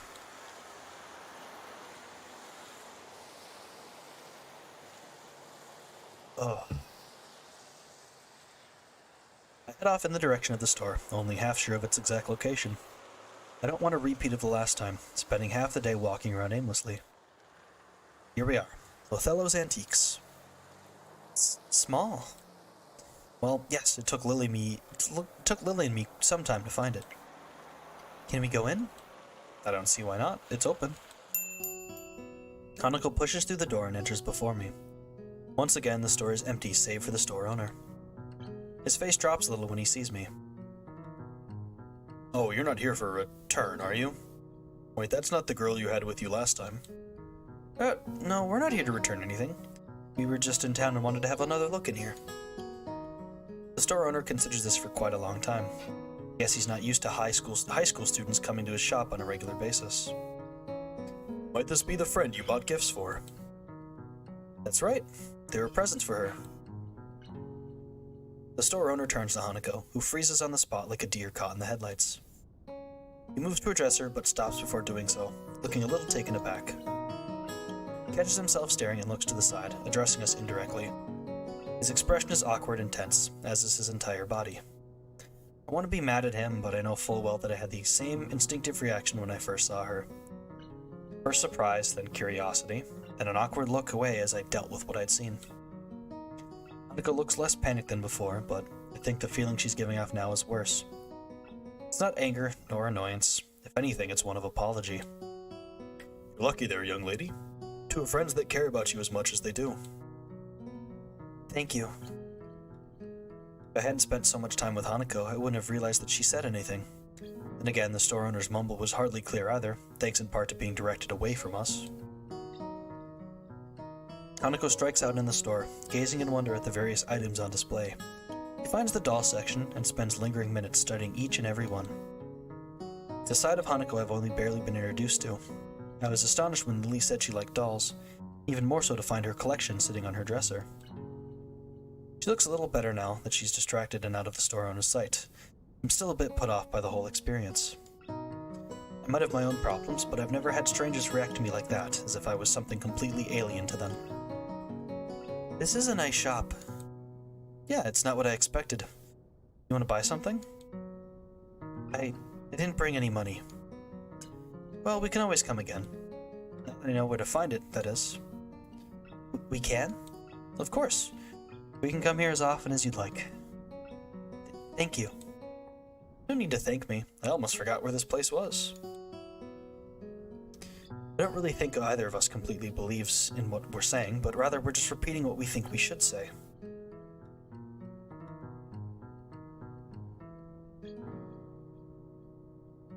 Sorry. Interesting stuff.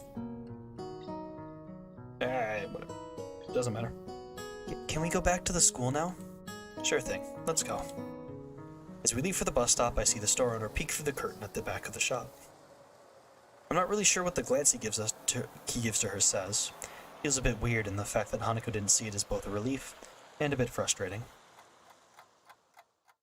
Hanako and I stopped walking once we reached the concrete area between the dormitory buildings. There was barely a word said between us on the way back from the city. Well then, goodbye. You want to have some tea or something? How about a game? Hanako shakes her head embarrassedly. I'm tired. Maybe later. I've got homework. She sounds a little depressed. Hanako obviously does want to do more, but I suppose she would have a bit of schoolwork to catch up on. She's missed a few days of lessons. Homework. Thanks for reminding me. Got a stack to do as well. Guess I'll see you tomorrow. See you, Hiseo. Before I can say goodbye, Hanako has turned and begun walking towards the entrance to the female dormitory. I look at the door she disappears through for a bit, before going off towards my own dorms. Today was a tiring day.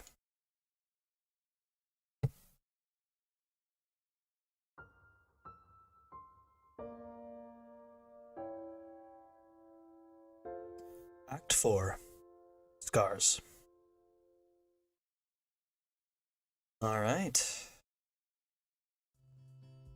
Boom. Save over this one, not this one.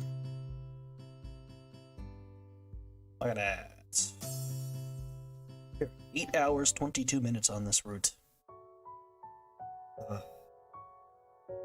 That is Hanako's third act. Like I said, bit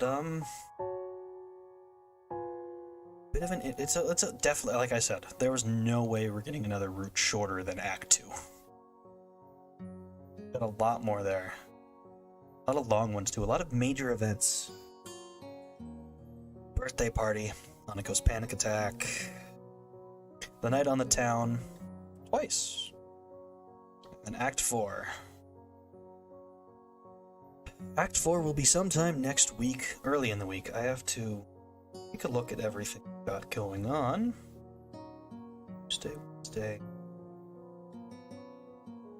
Yeah, either Monday, so I'll have Monday, Tuesday, and Wednesday free to me. Thank you for playing that. Waltjon, thank you for stopping by. I really do appreciate it. I hope you enjoyed it. Looking at everything, next week, Thursday, Friday, Saturday, Sunday preoccupied, so there's not going to be any streams at the back end of the week. Which again means no Rise with Bloodfallen next Sunday, but I'm not sure if we still have stuff. We probably still have stuff to do, but yeah, next week I got busy, so and I'll have the same thing happen not the week after, but the week of the 25th. We'll have Wednesday, Thursday, Friday, Saturday. I picked up some stuff. I need some hours, so streams will take a backseat for 2 of the next 3 weeks. Which is fine. After reading so much, I probably do need to rest my voice a bit. Other than that, we can take a look at the gallery we got today. Oh, that's a nice scene. I didn't realize that one was before the house one. He's like pool. Oh, that's part of Lily's. That's a cute one.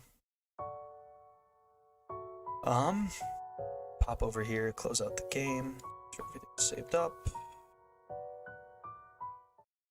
All right. Yep, that was Hanako's Act 3. I do very much enjoy that one. That is, I did want to say as well, I think I mentioned it a little bit on the last Katawa Shoujo stream. The first act is interesting, and oh no, I didn't mention this one at all. Hanako's route is an interesting one, and I like to do it first because it's one that very much keeps you in place. And it keeps you confined to 3-4 characters. Lily, Hanako, Akira, Yuko. 4. Those are what you've got for it, and it keeps it kind of compacted. I feel like it's a nice sort of starter-ish route, if that makes any sense. Things are going to change a lot more for the next 4 routes. Also, next week, I think there's only going to be one Katawa Shoujo stream because I don't want to start a whole new route in a segmented week. We got plenty of time. I want to kind of space this out and take it at a bit of a leisurely pace.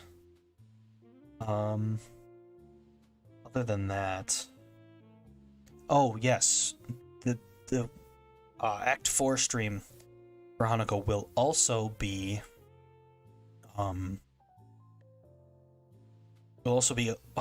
completion wrap up. So all the stuff we haven't gotten yet will be there. And then I'll do other things for next week. I'll see what else is happening. With that though, that is all I've got for you. It's all Katawa Shoujo for tonight. Tomorrow at 2 p.m. is another Monster Hunter Rise Sunbreak stream with Blood Fallen. We'll be taking on Malzeno first thing. The big Elder Dragon on the DLC art. Excited for it. I've run out of things to do before Malzeno, so